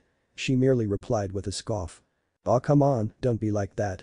The boy persisted, much to the annoyance of the rest of the girls and the embarrassment of his own team. I'm sure once you see just how much of an alpha I am, you'll fall for me. Not likely, mutt. Morgiana growled out as the boy was getting on her nerves. And I will have you know, I am already engaged to someone. Really, who is it? Kiba all but demanded, a growl in his voice that someone dare lay claim on what he perceived as his. I'll beat him down and then make you submit to me. At this, all of the girls cast a dark glare at the boy. The fact that he had the audacity to threaten their beloved had angered them. Even more so was the fact that the boy showed he cared nothing for loyalty and integrity and no doubt viewed women as only trophies. So is this how Konoha shinobi view loyalty and commitment? Shion inquired, turning towards the feral boy, a cold look in her golden eyes. If so, perhaps our village should reevaluate our alliance. Iba-kun, you're making our village look bad. Spoke the shy Hyuga girl in a soft voice. Please forgive our teammate, we believe his sister dropped him on his head when he was an infant.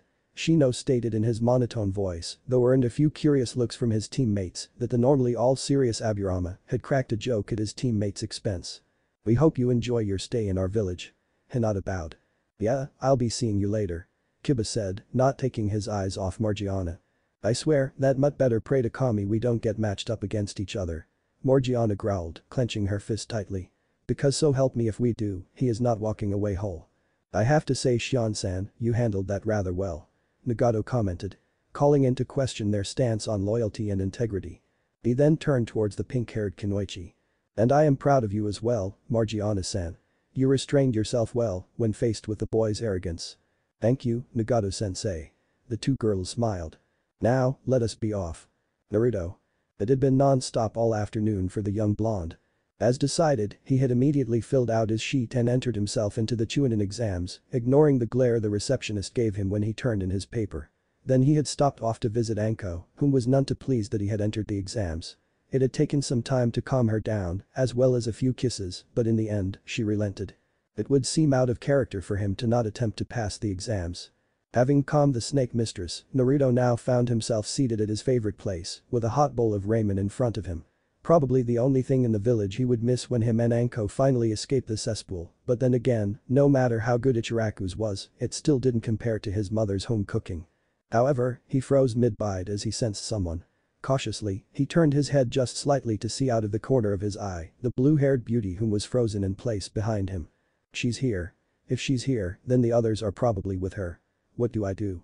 I can't talk openly with her, he mentally exclaimed, cursing himself for not taking the time to recreate his blood clone. Knowing that a squad of Anbu was observing him now. Though he didn't recognize the chakra signatures. Calm down kid and think, Kurama stated as Beast pondered the situation.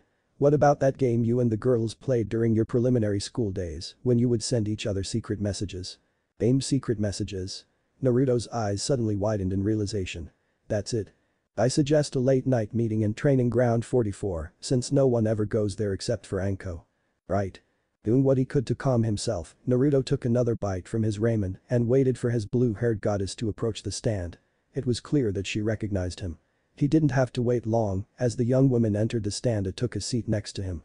Welcome to Ichiraku's, what can I get you? AM asked the new arrival with her usual cheer. 6 large miso ramen to go please. Aqua politely ordered, prompting the young waitress to disappear back into the kitchen, leaving the two alone. First time here? Naruto asked, striking up a conversation with the blue-haired beauty. All the while, tapping his finger on the counter with his left hand. Aqua narrowed her eyes slightly in thought as he listened to the rhythm of the taps. Racking her memory before she realized what he was doing. It was obvious her blonde beloved was under scrutiny from the village, so he was giving her a message in code. Training Ground 44, midnight. Yes, my team and I are here for the chunin exams.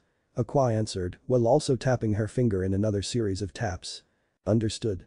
I'm in the exams too. Naruto smiled, causing her heart to melt.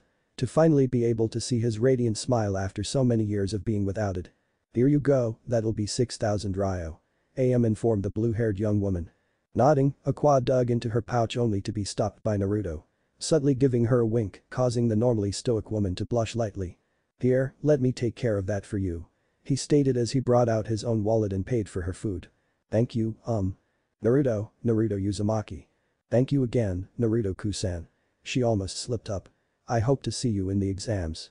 Nodding, Naruto turned back to his meal as Aqua departed the ramen stand with an invigorated pace to return to the hotel and tell the others the good news. Oh sure, now the fuckers leave, Naruto mentally grumbled as he felt the chakra signatures of the Anbu that had been watching him fade away. Aqua. The young brunette wasted no time in returning to the hotel that the other girls were residing. Locking onto their chakra signatures, she quickly used her frost shunshin and appeared inside the room the give girls would be sharing, whereas Nagato had taken a room for himself. Calming herself, she set the food on the table and took a deep breath to try and calm her emotions, which failed as she let out an excited squeal that attracted everyone's attention. Aqua-chan, are you alright? Kairi inquired as she entered the kitchen area with the others. Each sporting a confused and curious look as the blue-haired teen hardly ever let her emotions get the best of her. Well, she smiled. I ran into Naruto-kun in the ramen stand. As soon as his name left her mouth, the others were immediately upon her. Asking what he looked like, if he remembered them, and above all, if he was alright. Yes, he remembers us, but he is being monitored. She sadly explained. But he will be in the exams. So, we don't get to see him until tomorrow afternoon, then? Xian asked, sadness in her voice. No. Aqua answered with a smile. We are to meet with him tonight at midnight in training ground 44. Hearing this, all of the girls seemed to brighten up. The thought of finally being able to reunite with their beloved greatly lifting their spirits. Giving them hope that everything was going to be alright. Be sure to inform Nagato-sensei. Aqua reminded them, mostly so the elder Uzumaki man didn't need to worry about them. 8 hours later. After the encounter with Aqua at the ramen stand, Naruto had wasted no time in returning to his apartment and recreating his blood clone. That old bastard be damned, he was not going to miss the chance to reconnect with his girls. Now, he found himself pacing back and forth in the middle of the Forest of Death, otherwise known as Training Ground 44. This of course was getting on the Kyuubi's nerves, but he kept quiet. Kurama understood how his host felt and pitied him. Suddenly, he froze as he felt 5 very familiar and very warm chakra signatures a short distance behind him. Slowly turning, he saw his girls. The look of worry and relief etched in all of their faces. Seeing them again, tears formed in his eyes, unable to hold back his emotions that were surging within him. Facing them, he made one step forward before he was tackled to the ground by a crying redhead.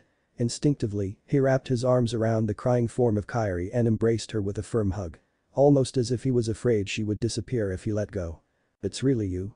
Kairi cried into his chest before leaning up and giving him a full kiss on the mouth. One he gladly returned. By now the others had gathered around their blonde beloved. Each embracing them in their own hugs and kisses after Kairi and reluctantly relinquished him from her grip. What happened, Naruto-kun? Rory asked, tears streaming down her face. Why didn't you try and contact us?